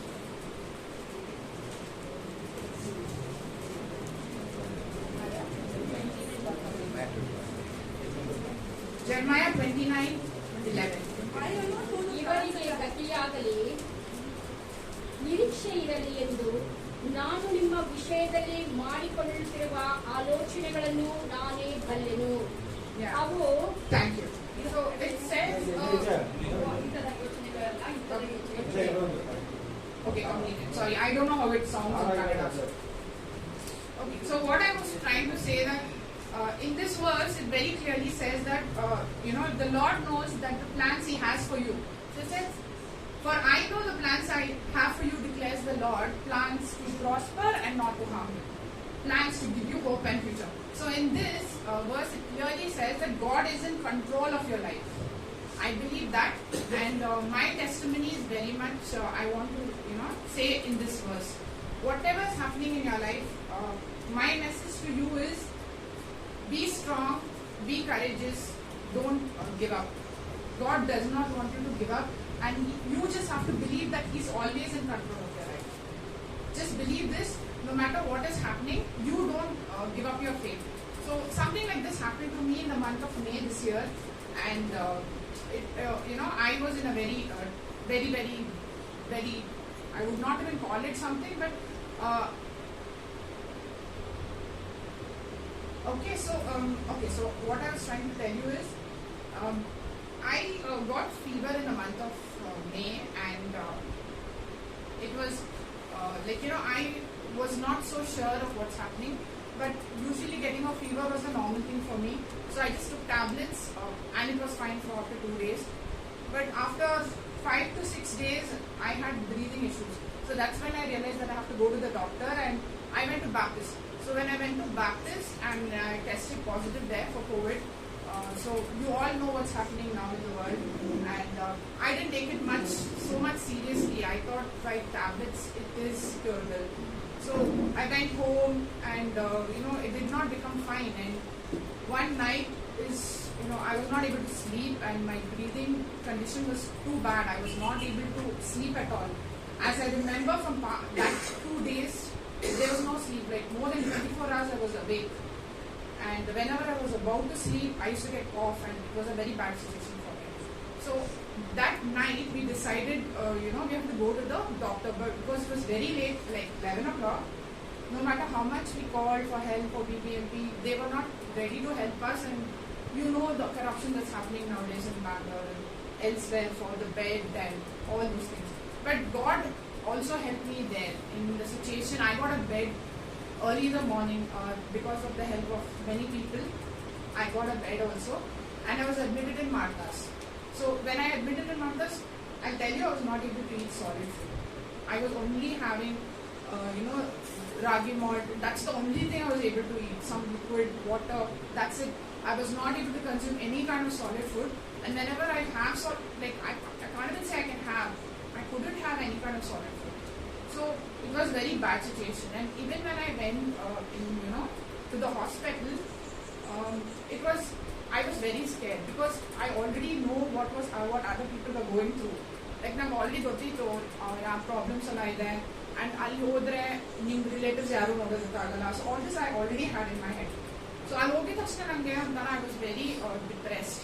Like ಯಾರು ನೋಡೋಕ್ಕಾಗಲ್ಲ, and everywhere there are patients, and all of them are sick. So it's a bad situation when I went to the hospital, and allೂ ಕೂಡ ದೇವರು ನಂಗೆ help ಮಾಡಿದ್ರು. There was a non-believer, she was a Hindu, but she was taking care of me. So there also I saw a miracle where God can talk to you through anyone. It doesn't have to be a Christian only, or it doesn't have to be a believer only. A lady there, she was talking to me like I'm her daughter. ಅವರೇ ನನಗೆ ನಾನು ಊಟ ಕೂಡ ಮಾಡೋಕ್ಕಾಗ್ತಾ ಇರಲಿಲ್ಲ. ಅವ್ರು ಅಲ್ಲಿಂದನೇ ದೂರದಿಂದನೇ ಊಟ ಮಾಡು ತಿನ್ನು. She was ready to feed me also. So that's how I saw ನಮ್ಮವರಿಲ್ಲ ಅಂದ್ರೂ ಯಾರೋ ಮೂಲಕನೂ ದೇವ್ರು ನನ್ನ ಹತ್ರ ಅಲ್ಲಿ ಇರೋದನ್ನ ನಾನು ಕಂಡೆ. So I was very happy at that moment. And then something happened that night. next day, not that night, the next day morning, early morning. So Ali and I told, usually they give injections, they have their timings. So ಬೆಳಿಗ್ಗೆ ಅವರು ನನಗೆ ಒಂದು injection ಕೊಟ್ಟರು. Later I came to know that's a steroid. So usually for COVID patients the best cure they feel is by giving steroids. So ಆ steroid ಕೊಟ್ಟಿದ ತಕ್ಷಣನೇ in 5 seconds my body had a reaction. Like it was a very bad reaction. Like I had shivering, my hands turned blue, and my BP level dropped so badly. At that moment I felt I'm going to die. It was a very bad situation for me, and I did not know that I was allergic, nor the doctors knew that I was allergic to this particular steroid. So it was a bad situation. Like ಆದರೆ ಅಲ್ಲಿನೂ ದೇವರು ನನ್ನ ಜೊತೆ ಇರೋದನ್ನ ನಾನು ಕಂಡೆ. He kind of helped me because it was early morning 4 o'clock, and ಆ ಟೈಮಲ್ಲಿ I came to know later that ಆ ಟೈಮಲ್ಲಿ ಡಾಕ್ಟರ್ಸ್ ಇರಲ್ಲ, ಓನ್ಲಿ ನರ್ಸಸ್ ಹೆಡ್ ನರ್ಸೇ ಇರೋದು. ಬಟ್ ದಟ್ ಡೇ ಏನಾಯ್ತು ಗೊತ್ತಿಲ್ಲ, there was a doctor, a professional doctor there that night. And later that nurse told me that, you are lucky. That's what she told me that day. After I was, fine. In the morning she told me like, ನಂಗೆ ಗೊತ್ತಿಲ್ಲ, but ನೀವು ತುಂಬಾ lucky. ಆ doctor ಯಾವತ್ತೂ ಇರೋದಿಲ್ಲ, ಆ night ಅವತ್ತು doctor ಇರೋದು. I believe that God sent his angel that day. Or else, so I always feel like, ಅವತ್ತು ಏನಾಯ್ತಂದ್ರೆ ನನ್ನ whole body shiver ಆಗಿ, and I started shouting, I kind of tasted death. That's what I feel like. I thought that in the next moment I'm going to die. That's how it was there for me. And it was bad.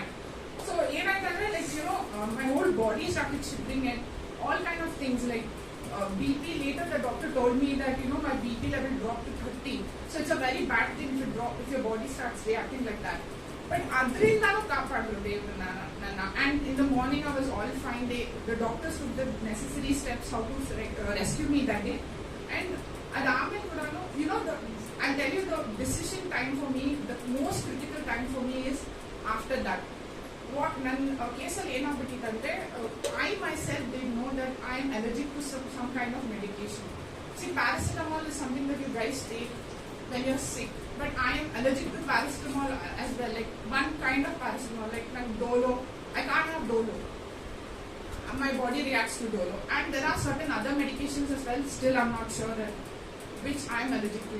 So, after our complication irodali, it was a challenge to the doctors itself. Like, allergic idre, they did not know what to do, because for COVID, steroid is the only medication.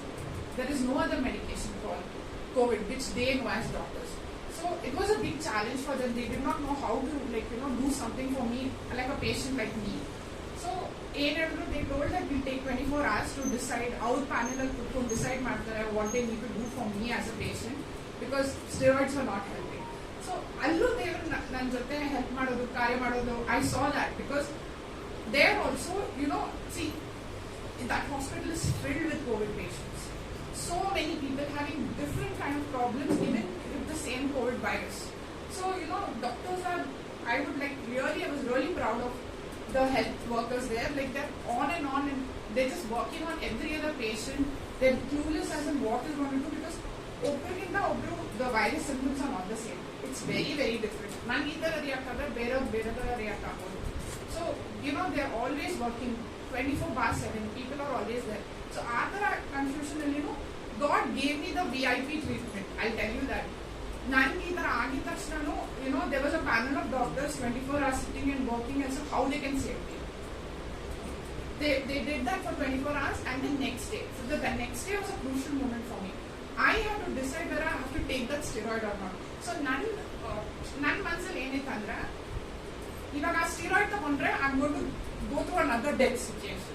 That's how it was. Like ಆ steroid ಇಂದಲೇ ನನಗೆ previously ಆಗಿತ್ತು.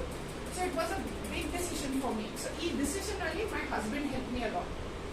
He was like, and there were so many people praying. See, in the background, I know that so many of our church members were praying for me, and so many, like in my family members were praying for me, and my husband, he was there. We had to make a decision. Like as a family, we have to make a decision whether the doctor has to give me that steroid or not.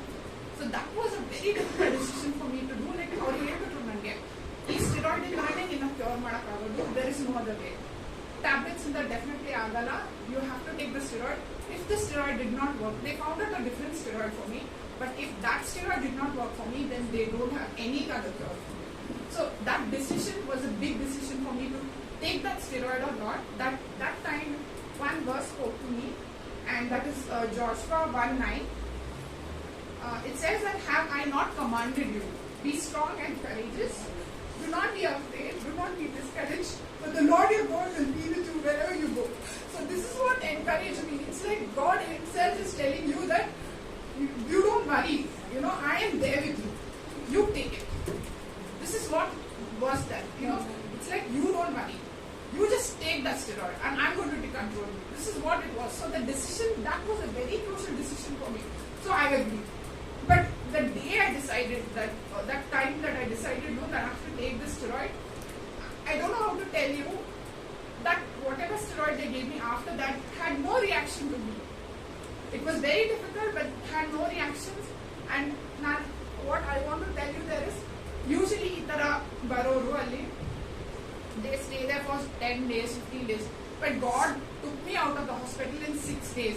Ali doctors, nurses, yaarella nana nodidro, it was a miracle for them itself. Like my body is recovering so fast. It was a miracle for them. So what I want you to tell is, see, I went through this kind of a situation where God really was with me. I'm sure you also would have gone through some similar situations that I have gone through. I thought, but don't forget that God is always with you. But what matters is you need to have faith in the Lord. He is there, but you need to call upon, because He's a faithful God. When you call upon Him, when you are sad, don't forget that He is always there for you. He will make sure that, you know, He is in control of you and He will take care of you no matter what happens to you. You don't be afraid. Don't give up. You don't have to, you may give up on yourself, but don't give up on the Lord that you believe. ನೀವು ಯಾರನ್ನ ನಂಬ್ತೀರಾ ಅವ್ರ ಮೇಲೆ ನೀವು ಆ ಫೇತ್ನ ಬಿಡಬೇಡಿ. That's what I learned in the hospital. And one more thing, what I saw in the hospital alva, there were so many people there who don't know who they have to trust on. ಯಾರನ್ನ ಕರೆಯೋದು, ಯಾರನ್ನ motivate ಮಾಡೋದು. But in that dark time for me, when I was alone, I saw God standing by my side. That's what I felt, the presence of the Lord with me. So, you know, and in all this, so many people have helped me, and I thank all of them, all my family members. This church, like, you know, I don't know, so many people who don't even know me has prayed for me. So thank you, all of you. And I know that particularly also I know who and all you have prayed. So I did not get a chance to come and tell you, but you know that you have prayed for me. So because of your prayers, I'm here. Thank you so much.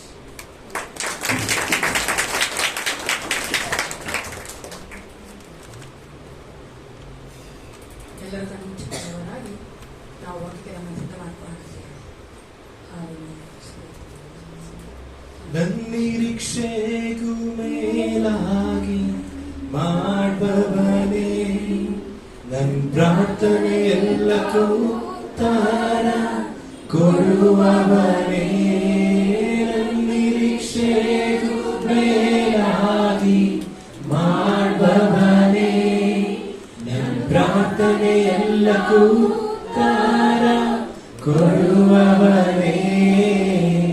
ಯೆಹೋವಾ ನೀನೇ, ನನಗೆಲ್ಲವೂ ನೀನೇ, ನನ್ನ ಅಗತ್ಯವೆಲ್ಲ ಸಂಧಿಸುವೆ. ಯೆಹೋವಾ ನೀನೇ, ನನಗೆಲ್ಲವೂ ನೀನೇ, ನನ್ನ ಅಗತ್ಯವೆಲ್ಲ ಸಂಧಿಸುವೆ. ಆರಾಧನೆ ಆರಾಧನೆ ಆರಾಧನೆ ನಿಮಗೆ. ಆರಾಧನೆ ಆರಾಧನೆ ಆರಾಧನೆ ನಿಮಗೆ. ಯೇಸು ಕ್ರಿಸ್ತನ ನಾಮದಲ್ಲಿ ನಾವು ಪ್ರಾರ್ಥನೆ ಮಾಡುವವರಾಗಿದ್ದೇವೆ ತಂದೆ. ಆಮೆನ್. ಈಗ ನಾವು ವಾಕ್ಯದಲ್ಲಿ ಹೋಗ್ತಾ ಇದ್ದೇವೆ. ನಮ್ಮ ಮಧ್ಯವಿರುವಂತಹ ಸಹೋದರಿ ಅನಿತಾ ಜೋಸ್ನವ್ರ ಮುಂದೆ ಬಂದು ವಾಕ್ಯ ಕೊಡಬೇಕು.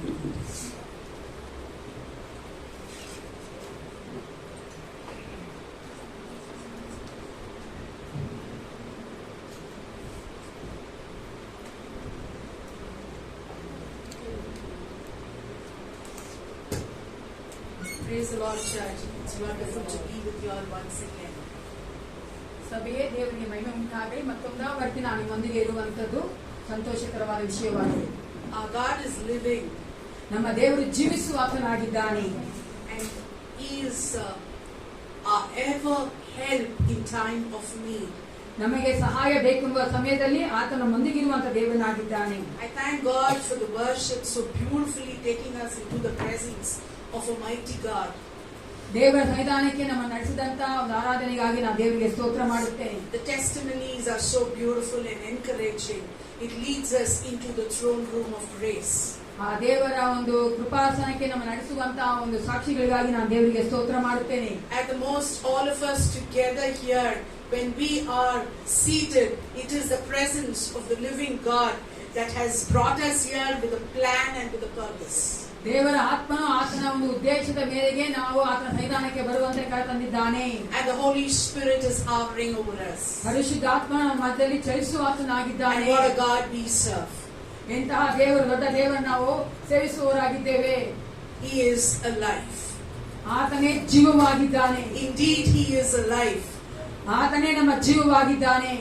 And today we are just going to look into God's power at work in us. ಆ ಒಂದು ದೇವರ ಶಕ್ತಿ ನಮ್ಮಲ್ಲಿ ಕ್ರಿಯೆ ಮಾಡುವಂತ ನೋಡುವ ಹೋಗುತ್ತಾ ಇದ್ದೇವೆ. We are going to look into the verses from Mark's Gospel, chapter 4, verses 35 to 41. ಮಾರ್ಕನ ಸುವಾರ್ತೆ 4ನೇ ಅಧ್ಯಾಯದಲ್ಲಿ Mark's Gospel, chapter 4, verses 35 to 41. 35ರಿಂದ 41. But before we go into it, let's just close our eyes and ask our God to open our hearts and eyes. ನಾವು ವಾಕ್ಯಕ್ಕೆ ಮುಂಚಿತವಾಗಿ ನಾವು ಕಣ್ಣುಗಳನ್ನು ಮುಚ್ಚಿಕೊಂಡವರಾಗಿ ದೇವರು ನಮ್ಮ ಹೃದಯಗಳನ್ನು ತೆರೆಯುವಂತೆ, ಕಣ್ಣುಗಳನ್ನು ತೆರೆಯುವಂತೆ ಪ್ರಾರ್ಥನೆ ಮಾಡಿಕೊಳ್ಳೋಣ. Father, here we are, Lord. ತಂದೆ, ನಾವು ಇಲ್ಲಿದ್ದೇವೆ. Have your way in us, Lord. ನಿಮ್ಮ ಮಾರ್ಗ ನಮ್ಮಲ್ಲಿ ತೋರಿ ಬರಲಿ. Hide us under your cross, Master. ನಿನ್ನ ಒಂದು ಶಿಲುಬೆಯ ಅಡಿಯಲ್ಲಿ ನಮ್ಮನ್ನ ಬಚ್ಚಿಟ್ಟುಕೋ. Open our eyes and ears to be receptive to your word, Lord. ನಿನ್ನ ವಾಕ್ಯಕ್ಕೆ ನಮ್ಮ ಕಿವಿಗಳನ್ನ, ನಮ್ಮ ಕಣ್ಣುಗಳನ್ನ ತೆರೆಯಬೇಕೆಂದು ಬೇಡುತ್ತೇವೆ. And whatever we are going to learn today, enable us, Jesus, to stand by it for your glory in Jesus' name. ನಾವು ಯಾವುದನ್ನ ಕಲಿತುಕೊಳ್ತೇವೆ ನಿನ್ನ ಮಹಿಮೆಗಾಗಿ ಅದನ್ನು ನಡೆಯುವುದಕ್ಕೆ ನಮಗೆ ಬಲ ಕೊಡು, ಯೇಸು ಕ್ರಿಸ್ತನ ನಾಮದಲ್ಲಿ. This is a very common passage that most of us have gone through during this unprecedented period of time. ಈ ಒಂದು ಸಮಯಗಳಲ್ಲಿ ಈ ಒಂದು ವಚನಗಳನ್ನ ಅಧಿಕವಾಗಿ ನಾವು ಓದಿ ಧ್ಯಾನ ಮಾಡಿದ್ದೇವೆ. How Jesus calms the storm. ಯಾವ ರೀತಿಯಾಗಿ ದೇವರ ಬಿರುಗಾಳಿಯನ್ನ ನಿಲ್ಲಿಸುತ್ತಾನೆ ಎಂಬುದನ್ನು. When Rachel was sharing her testimony, I was really reminded of the way how God protected us. Rachel ಅವನ ಸಾಕ್ಷಿ ಹೇಳ್ತಾ ಇದ್ದಾಗ ನಾನು ಅಂದ್ಕೊಂಡೆ ಯಾವ ರೀತಿಯಾಗಿ ದೇವರು ಈ ಒಂದು ಬಿರುಗಾಳಿಯ ಸಮಯದಲ್ಲಿ ಸಹ ನಮ್ಮನ್ನ ಕಾಪಾಡಿಕೊಂಡು ಬರುತ್ತಾನೆ ಎಂದು. And the same similar pattern happened in our home where 9 of us were laden with COVID. ನಮ್ಮನೆ ಸಹ ನಾವು 9 ಜನಕ್ಕೂ ಸಹ ನಾವು ಕೋವಿಡ್ ಬಂದಿತ್ತು ನಮ್ಗೆ.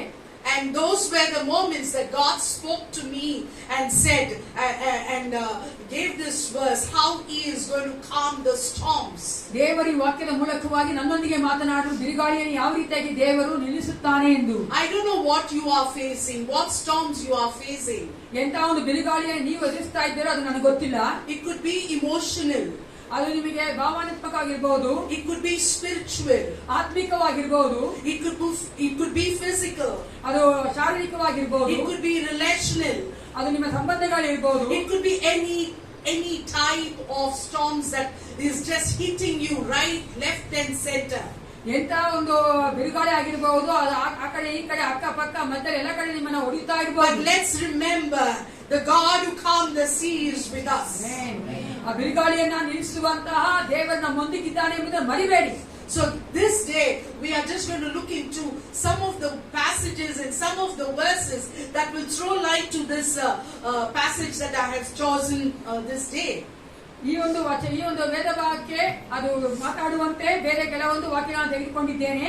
ಅದರ ಮೂಲಕವಾಗಿ ನಾವು ಧ್ಯಾನ ಮಾಡುವವರಾಗಿದ್ದೇವೆ. When Jesus tells or shows a miracle, something has always happened before. ಆ ಒಂದು ಅದ್ಭುತಗಳು ನೋಡ್ಬೇಕಾದ್ರೆ ಅದಕ್ಕೆ ಮುಂಚೆ ಏನೋ ಒಂದು ಕಾರ್ಯಗಳು ನಡೆದಿರ್ತದೆ.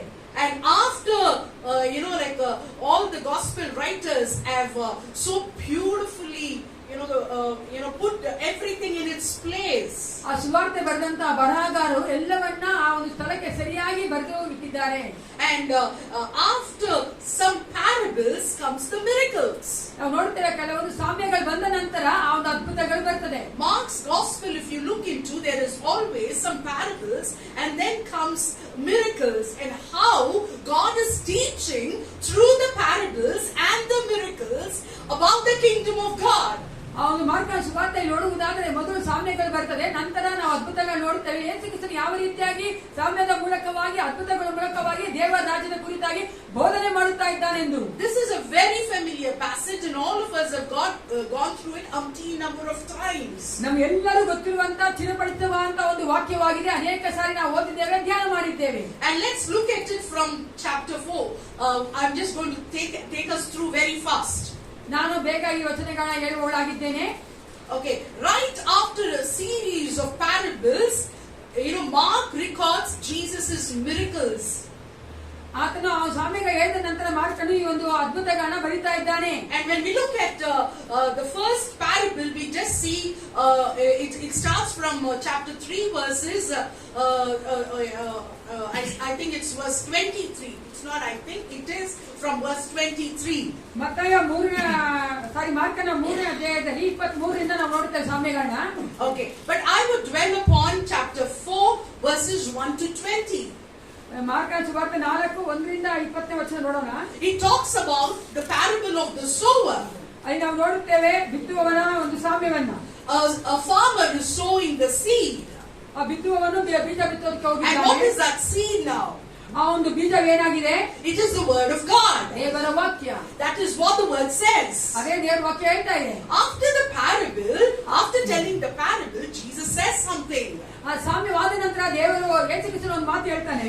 In verse 9, ವಚನ 9ರಲ್ಲಿ it says, Then Jesus said, Whoever has ears to hear, let him hear.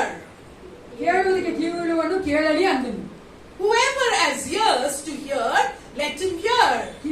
ಕೇಳುವುದಕ್ಕೆ ಕಿವಿಯುಳ್ಳವನು ಕೇಳಲಿ. He talks about the word of God, ದೇವರ ವಾಕ್ಯದ ಕುರಿತಾಗಿ ಮಾತಾಡ್ತಾನೆ. and then he goes to say, Those who have ears, let them hear. ಅದರ ನಂತರ ಹೇಳ್ತಾನೆ ಕೇಳುವುದಕ್ಕೆ ಕಿವಿಯುಳ್ಳವನು ಕೇಳಲಿ. There has to be some continuity, right? ಅಲ್ಲಿ ಒಂದು ಮುಂದುವರಿಸುವಿಕೆ ಇರಬೇಕಲ್ವಾ? The same verse is being spoken in Ezekiel chapter 12 verse 2. 12:2 ಎಜೆಕೀಯೇಲ ಸಹ ವಚನ ನೋಡ್ತೇವೆ. When the word of the Lord came to Ezekiel, this is what the word says. ಆ ಒಂದು ಎಜೆಕೀಯೇಲನಿಗೆ ದೇವರ ವಾಕ್ಯ ಬಂದಾಗ ಈ ವಾಕ್ಯಗಳನ್ನ ನಾವು ನೋಡುತ್ತೇವೆ. You live among people who are unclean. ನೀವು ಅಶುದ್ಧವಾದ ಜನಗಳ ಮಧ್ಯದಲ್ಲಿ ಜೀವಿಸ್ತಾ ಇದ್ದೀರಿ. You live among rebellious people. ದಂಗೆಕೋರ ಮಧ್ಯದಲ್ಲಿ ನೀವು ಜೀವಿಸ್ತಾ ಇದ್ದೀರಿ. And when the word in Ezekiel chapter 12 verse 2, it says, when the word of the Lord came to Ezekiel, they have eyes. It's the same verse is there.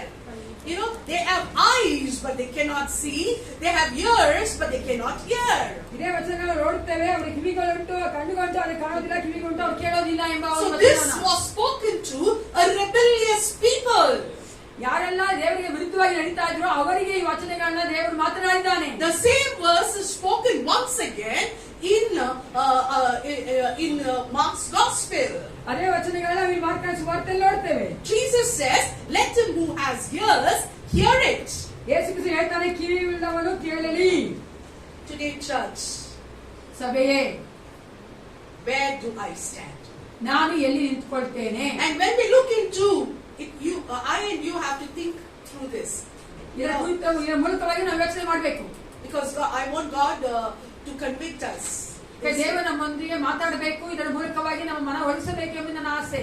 And after this parable, Jesus goes to another parable. ಈ ಒಂದು ಸಾಮ್ಯವಾದ ನಂತರ ಯೇಸು ಕ್ರಿಸ್ತನು ಮತ್ತೊಂದು ಸಾಮ್ಯವನ್ನು ಹೇಳ್ತಾನೆ. Chapter 4 verses 21 to 25. 21ರಿಂದ 25ನೇ ವಚನದಲ್ಲಿ He talks about a lamp on a stand. ಆ ಒಂದು ಕೊಳಗದೊಳಗಿಂದ ದೀಪಸ್ತಂಭವನ್ನ ಬಿಡುವುದಕ್ಕೆ ದೇವರ ಮಾತಾಡ್ತಾನೆ. So what does it mean? ಹಂಗಂದ್ರೆ ಅರ್ಥ ಏನು? Jesus wants the light of his word to be received. ಆ ಆ ಒಂದು ವಾಕ್ಯದಲ್ಲಿರುವಂತ ಬೆಳಕನ್ನ ಎಲ್ಲರೂ ತೆಗೆದುಕೊಳ್ಬೇಕು ಅನ್ನೋದೇ ಯೇಸು ಕ್ರಿಸ್ತನ ಇಷ್ಟ. The word is there, ಆ ಒಂದು ವಾಕ್ಯ ಇದೆ, and the word has to be received by us. ಆ ವಾಕ್ಯವನ್ನ ನಾವು ತೆಗೆದುಕೊಳ್ಬೇಕು ನಮ್ಮಲ್ಲಿ. And he calls the disciples. What does he say? When we look into the whole of verses 21 to 25, it says, he calls the disciples to understand what God was telling, what Jesus was telling, and build on it. ಅಲ್ಲಿ ಯೇಸು ಕ್ರಿಸ್ತನು ಹೇಳ್ತಾನೆ ಶಿಷ್ಯರಿಗೆ ಏನ್ ದೇವರು ಹೇಳ್ತಾ ಇದ್ದಾನೋ ಅದ್ರ ಕೇಳಿಸ್ಕೊಂಡು ಅದ್ರ ಮೇಲೆ ಅವ್ರು ಕಟ್ಟುವಂತೆ ಅವ್ರು ನಿಲ್ಲುವಂತೆ ಹೇಳ್ತಾ ಇದ್ದಾನೆ. My life has to be built on the teachings of Christ. ನನ್ನ ಜೀವಿತ ಯೇಸು ಕ್ರಿಸ್ತನ ಬೋಧನೆ ಮೇಲೆ ನಿಲ್ಲಬೇಕಾಗಿದೆ. My life has to be built on the word. ದೇವರ ವಾಕ್ಯದ ಮೇಲೆ ನನ್ನ ಜೀವಿತ ಕಟ್ಟಬೇಕಾಗಿದೆ. That's the reason the word was given. ಅದಕ್ಕಾಗಿ ವಾಕ್ಯ ಕೊಡಲ್ಪಟ್ಟಿದೆ. The importance was told through a parable. ಅವನು ಸಾಮ್ಯದ ಮೂಲಕವಾಗಿ ಅದರ ಮುಖ್ಯತ್ವವನ್ನ ಯೇಸು ಕ್ರಿಸ್ತನು ಹೇಳ್ತಾ ಇದ್ದಾನೆ. And then now he says, ಈಗ ಯೇಸು ಕ್ರಿಸ್ತನು ಹೇಳ್ತಾನೆ, the lamp on the stand. ಆ ಒಂದು ದೀಪವನ್ನ ಮೇಲೆ ಇಡುವಂತದ್ದು, ದೀಪದ ಸ್ತಂಭದ ಮೇಲೆ. I have to receive what the word and start to work on it within my life. ನನ್ನ ಜೀವಿತದಲ್ಲಿ ಆ ವಾಕ್ಯವನ್ನು ಕೊಂಡವರಾಗಿ ಅದರಲ್ಲಿ ನಾನು ಕಾರ್ಯ ಮಾಡಲಿಕ್ಕೆ ಪ್ರಾರಂಭಿಸಬೇಕು. And then verses the same chapter 4 verses 26 to 34, 26ರಿಂದ 34ನೇ ವಚನದಲ್ಲಿ ನಾವು ನೋಡುತ್ತೇವೆ. ಮಾರ್ಕನ ಸುವಾರ್ತೆ 4ರಲ್ಲಿ it talks about the growing seeds. ಆ ಒಂದು ಬೀಜ ಬೆಳೆಯುವಂತದನ್ನು ನೋಡುತ್ತೇವೆ. And it also talks about a mustard plant. ಸಾಸಿವೆ ಕಾಯಿನ ಕುರಿತಾಗಿ ಮಾತಾಡಿ ನೋಡ್ತೇವೆ. Word, I have to live that word, and now what is happening? ಆ ವಚನ ಕೇಳಿಸ್ಕೊಂಡು ಅದರಲ್ಲಿ ಜೀವಿಸಬೇಕು. ಅದ ನಂತರ ಏನಾಗ್ತದೆ? This parable was regarding the kingdom of God. ಈ ಒಂದು ಸಾಮ್ಯವು ದೇವರ ರಾಜ್ಯದ ಕುರಿತಾಗಿ ಹೇಳಲ್ಪಟ್ಟಿದೆ. Jesus Christ was speaking about the future kingdom that is there.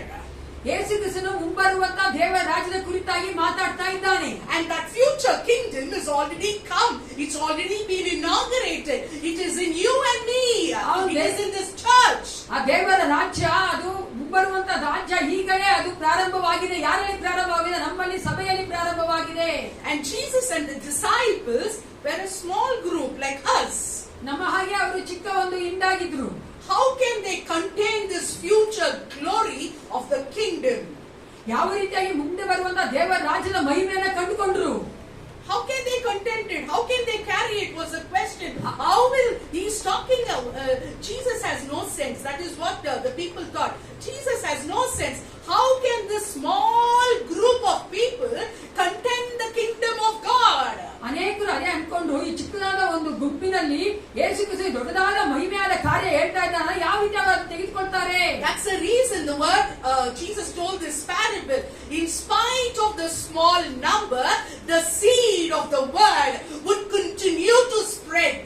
ಅದಕ್ಕೆ ಯೇಸು ಕ್ರಿಸ್ತನು ಹೇಳ್ತಾ ಇದ್ದಾನೆ ಅಲ್ಲಿ, ಆ ವಾಕ್ಯ ಸಾಸಿವೆ ಕಾಯಿನ ವಾಕ್ಯವೆಂಬುದು ನಮ್ಮನ್ನ ದೇವರ ರಾಜ್ಯದಲ್ಲಿ ಮುಂದೆ ನಡೆಸೋದಕ್ಕಾಗುತ್ತೆ ಅಂತ ಶಿಷ್ಯರಿಗೆ ಹೇಳ್ತಾ ಇದ್ದಾನೆ. It has to spread. ಅದು ಎಲ್ಲಾ ಕಡೆ ವಿಸ್ತರಿಸಬೇಕಾಗಿದೆ. During this unprecedented times, church, you and I are called to take this word and go and spread it.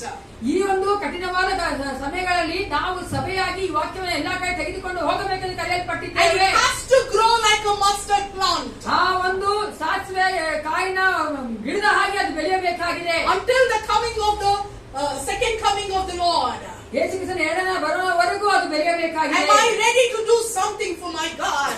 ನನ್ನ ದೇವರಿಗೆ ನಾನು ಏನು ಮಾಡೋದಕ್ಕೆ ಸಿದ್ಧರಾಗಿದ್ದೀರಾ? And this verse also, just like that, Jesus doesn't say. There is also a referral. ಅದೇ ರೀತಿ ಅಕಸ್ಮಿತವಾಗಿ ಹೇಳಿಲ್ಲ, ಅದಕ್ಕಾಗಿ ನಾವು ನೋಡ್ತೇವೆ ಅಲ್ಲಿ ವಚನಗಳು ಉಂಟು. This kingdom that we are in, whatever the kingdom is ruling us, whatever it is, how God is going to bring in His rule is what I'm going to share it to you all this day. ಈ ಲೋಕದಲ್ಲಿ ಬೇರೆ ರಾಜ್ಯಗಳೆಲ್ಲ ಇದೆ, ಅದರ ಮಧ್ಯದಲ್ಲಿ ದೇವರು ತನ್ನ ರಾಜ್ಯವನ್ನು ಯಾವ ರೀತಿಯಾಗಿ ತೆಗೆದುಕೊಂಡು ಬರ್ತಾರೆ ಎಂಬುದನ್ನು ಇದೇ ನಿಮ್ಮೊಂದಿಗೆ ಮಾತಾಡೋಣ. Though we are a small group, ನಾವು ಚಿಕ್ಕ ಒಂದು ಗುಂಪಾಗಿರಬಹುದು, this small seed has to grow, has to spread. ಆ ಒಂದು ಚಿಕ್ಕ ಒಂದು ಬೀಜ ಅದು ಬೆಳೆಯಬೇಕಾಗಿದೆ, ದೊಡ್ಡ ಮರವಾಗಿ ಅದು ಬೆಳೆಯಬೇಕಾಗಿದೆ. And it has to become a tree and wherein the birds will just come and start dwelling there. ಅದು ಮರವಾಗಿ ಬೆಳೆದು ಹಕ್ಕಿಗಳು ಸಹ ಗೂಡು ಕಟ್ಟಿಕೊಳ್ಳುವಂತೆ ಆಗಬೇಕಾಗಿದೆ. If you have to look into this, turn your Bibles to Daniel chapter 4 verse 12. ದಾನಿಯೇಲ 4:12ನೇ ವಚನಕ್ಕೆ ತಿಳ್ಕೊಳ್ಳೋಣ. Nebuchadnezzar gets a dream. ಅಲ್ಲಿ ನೋಡ್ತೇವೆ ನೆಬೂಕದ್ನೆಚ್ಚರನು ಒಂದು ಕನಸನ್ನು ಕಾಣ್ತಾನೆ. And Daniel interprets the dream. ದಾನಿಯೇಲ ಅದಕ್ಕೆ ಉತ್ತರ ಕೊಡ್ತಾನೆ. The first part of the dream is this. ಆ ಒಂದು ಕನಸಿನ ಮೊದಲನೇ ಭಾಗ ಈ ರೀತಿಯಾಗಿದೆ. It tells about the same thing. ಅದನ್ನೇ ದೇವರ ವಾಕ್ಯ ಹೇಳ್ತಾ ಇದೆ. It refers to a current kingdom that would be replaced by God's kingdom. ಯಾವ ರೀತಿಯಾಗಿ ಈಗಿರುವಂತಹ ರಾಜ್ಯಗಳು ಆ ಒಂದು ಆಳ್ವಿಕೆ ದೇವರ ಆಳ್ವಿಕೆಯಾಗಿ ರಾಜ್ಯವಾಗಿ ಮಾರ್ಪಡ್ತದೆ ಅಂತ ಹೇಳ್ತಾ ಇದೆ. Nebuchadnezzar was so very happy, he was so very content, he was so very proud, and God says, Nebuchadnezzar, I am going to topple the kingdom and I am going to make my kingdom come. ನೆಬೂಕದ್ನೆಚ್ಚರ ದೇವರು ಹೇಳ್ತಾ ಇದ್ದಾನೆ, ನೀನು ಚೆನ್ನಾಗಿದ್ದಿ, ಆದ್ರೆ ಈ ಒಂದು ರಾಜ್ಯವನ್ನು ಬೀಳಿಸಿ ನನ್ನ ರಾಜ್ಯವನ್ನು ನಾನು ಕಟ್ಟುತ್ತೇನೆ ಎಂದು. Whoever is ruling us, let's not be worried. ನಮ್ಮನ್ನು ಯಾರು ಆಳ್ವಿಕೆ ಮಾಡ್ತಾರೆ ಎಂಬುದನ್ನು ನೀವು ಚಿಂತೆ ಮಾಡೋದು ಬೇಡ. But the word will spread. ದೇವರ ವಾಕ್ಯ ಅದು ಹರಡ್ತದೆ. It has to spread. It will spread. ಅದು ಎಲ್ಲಾ ಕಡೆ ವಿಸ್ತರಿಸ್ತದೆ. Okay? The kingdom might look very small now, ದೇವರ ರಾಜ್ಯ ಚಿಕ್ಕದಾಗಿ ಈಗ ಕಾಣ್ತಾ ಇರಬಹುದು. but it will culminate to glory one day. ಒಂದು ದಿನ ಅದು ಮಹಿಮೆಯಾಗಿ ದೊಡ್ಡದಾಗಿ ಬೆಳೆಯುವಂತದಾಗಿದೆ. And that's what we see if from verses chapter 4 verses 35 onwards, God's miraculous power is demonstrated. ಮಾರ್ಕನ ಸುವಾರ್ತೆ 4:35 ನಾವು ನೋಡ್ತೇವೆ, ಅಲ್ಲಿ ದೇವರ ಒಂದು ಅದ್ಭುತದ ಮೂಲಕವಾಗಿ ದೇವರ ರಾಜ್ಯ ಅಲ್ಲಿ ಪ್ರಕಟವಾಗುತ್ತಾ ಇದೆ. The teachings of Christ, the parables of Christ, now the power of the word. ಯೇಸು ಕ್ರಿಸ್ತನ ಒಂದು ಸಾಮ್ಯದ ಮೂಲಕವಾಗಿ ಯೇಸು ಕ್ರಿಸ್ತನಲ್ಲಿ ಬೋಧನೆ ಮಾಡಿದ್ದು ಈಗ ದೇವರ ವಾಕ್ಯದ ಶಕ್ತಿಯನ್ನು ನಾವು ನೋಡುತ್ತೇವೆ. So when the kingdom of God starts working in us, there will be a demonstration of His power. ದೇವರ ರಾಜ್ಯ ನಮ್ಮಲ್ಲಿ ಕ್ರಿಯೆ ಮಾಡ್ತಾ ಇದೆ ಅಂದ್ರೆ ಆ ಒಂದು ದೇವರ ವಾಕ್ಯದ ಬಲನ ಮೂಲಕವಾಗಿ ತೋರಲ್ಪಡುತ್ತದೆ. That's the reason we saw the testimony. ಅದೇ ಒಂದು ಕಾರಣ ನಾವು ಟೆಸ್ಟಿಮೋನಿ ಅಥವಾ ಸಾಕ್ಷಿ ನೋಡಿದ್ದೇವೆ. There are so many here who can come and testify about the things of the living God, about the kingdom of God. ದೇವರ ರಾಜ್ಯದ ಕುರಿತಾಗಿ ನಾವು ಅನೇಕರು ಬಂದಿವಿ ಸಾಕ್ಷಿ ಹೇಳ್ಬಹುದು. ನನಗೆ ಗೊತ್ತು ನಿಮ್ಮಲ್ಲಿ ಅನೇಕರು ದೇವ ಕಾರ್ಯ ಮಾಡಿದ್ದಾನೆ. So now is the message that I'm going to give. ಈಗ ನಾನು ಸಂದೇಶವನ್ನು ಸಾರುವವಳಾಗಿದ್ದೇನೆ. So Jesus calms the storm. ಯೇಸು ಕ್ರಿಸ್ತನು ಆ ಒಂದು ಬಿರುಗಾಳಿಯನ್ನು ನಿಲ್ಲಿಸಿದನು. Let's look into this. ಇದರ ಒಳಗಡೆ ನೋಡುವವರಾಗಿದ್ದೇವೆ. That day when evening came, he said to his disciples, let us go over to the other side. ಆ ಹೊತ್ತು ಸಾಯಂಕಾಲವಾದಾಗ ಆತನು ಅವರಿಗೆ ಆಚೆ ದಡೆಗೆ ಹೋಗೋಣ ಎಂದು ಹೇಳಿದರು. That day when evening came, Jesus said to the disciples, let us go to the other side. ಆ ಹೊತ್ತು ಸಾಯಂಕಾಲವಾದಾಗ ಯೇಸು ಕ್ರಿಸ್ತ ತನ್ನ ಶಿಷ್ಯರಿಗೆ ಹೇಳ್ತಾ ಇದ್ದಾನೆ, ಆಚೆ ದಡೆಗೆ ಹೋಗೋಣ. So my first point would be, let us go to the other side. ನನ್ನ ಮೊದಲನೇ ಒಂದು ಅಂಶವೇ ಅಂದ್ರೆ ಆಚೆ ಕಡೆಗೆ ಹೋಗೋಣ. Whatever situations you and I are going through, Yenda- God is telling us, I am going to take you to the other side. ಎಂತ ಪರಿಸ್ಥಿತಿಯಲ್ಲಿ ನಾವು ಹಾದು ಹೋಗುತ್ತಾ ಇದ್ರು ಸಹ ಯೇಸು ಕ್ರಿಸ್ತನು ಹೇಳ್ತಾ ಇದ್ದಾನೆ, ಆಚೆ ದಡೆಗೆ ಹೋಗೋಣ. Are you ready? ನೀವು ಸಿದ್ಧರಿದ್ದೀರಾ? Some of us are in the first bank itself. ಅನೇಕರು ನಾವು ಮೊದಲನೇ ಆ ಒಂದು ನದಿ ದಡದಲ್ಲೇ ಇದ್ದೇವೆ. Some of us are caught in between. ಕೆಲವರು ನಾವು ಆಚೆ ಎಲ್ಲ ಈ ಕಡೆ ಎಲ್ಲ ಮಧ್ಯೆ ಇದ್ದೇವೆ. Some of us are nearing the second bank. ಆ ಎರಡನೇ ಆಚೆ ದಡಕ್ಕೆ ನಾವು ಹತ್ತಿರವಾಗಿದ್ದೇವೆ ಕೆಲವರು. Let's see how what the disciples did and what we need to do. ಶಿಷ್ಯರು ಏನ್ ಮಾಡಿದ್ರು, ನಾವೇನ್ ಮಾಡ್ಬೇಕು ಅಂತ ನೋಡೋಣ. So what happens when God says, Jesus taught the people over there, miracles were happening. So what happened is, Jesus says, let us go to the other side. Yesu Krista ಇದ್ದಾಗ ಅಲ್ಲಿ ಎಲ್ಲಾ ತರದ ಅದ್ಭುತ ನಡೀತಾ ಇತ್ತು. ಯೇಸು ಕ್ರಿಸ್ತ ಹೇಳ್ತಾನೆ, ಆಚೆ ದಡೆಗೆ ಹೋಗೋಣ. So the Sea of Galilee, when you look into the Sea of Galilee, it is just 21 kilometers long. ಆ ಒಂದು ಗಲಿಲಿಯ ಸಮುದ್ರ ನೋಡುವುದಾದ್ರೆ 21 ಕಿಲೋಮೀಟರ್ ದೂರ ಇರೋದು ಅಷ್ಟೇ ದೊಡ್ಡದಾಗಿರೋದು. And 11 kilometers wide. 11 ಕಿಲೋಮೀಟರ್ ಅದು ಉದ್ದ ಅಗಲವಾಗಿರೋದು. And it is covered by big hills.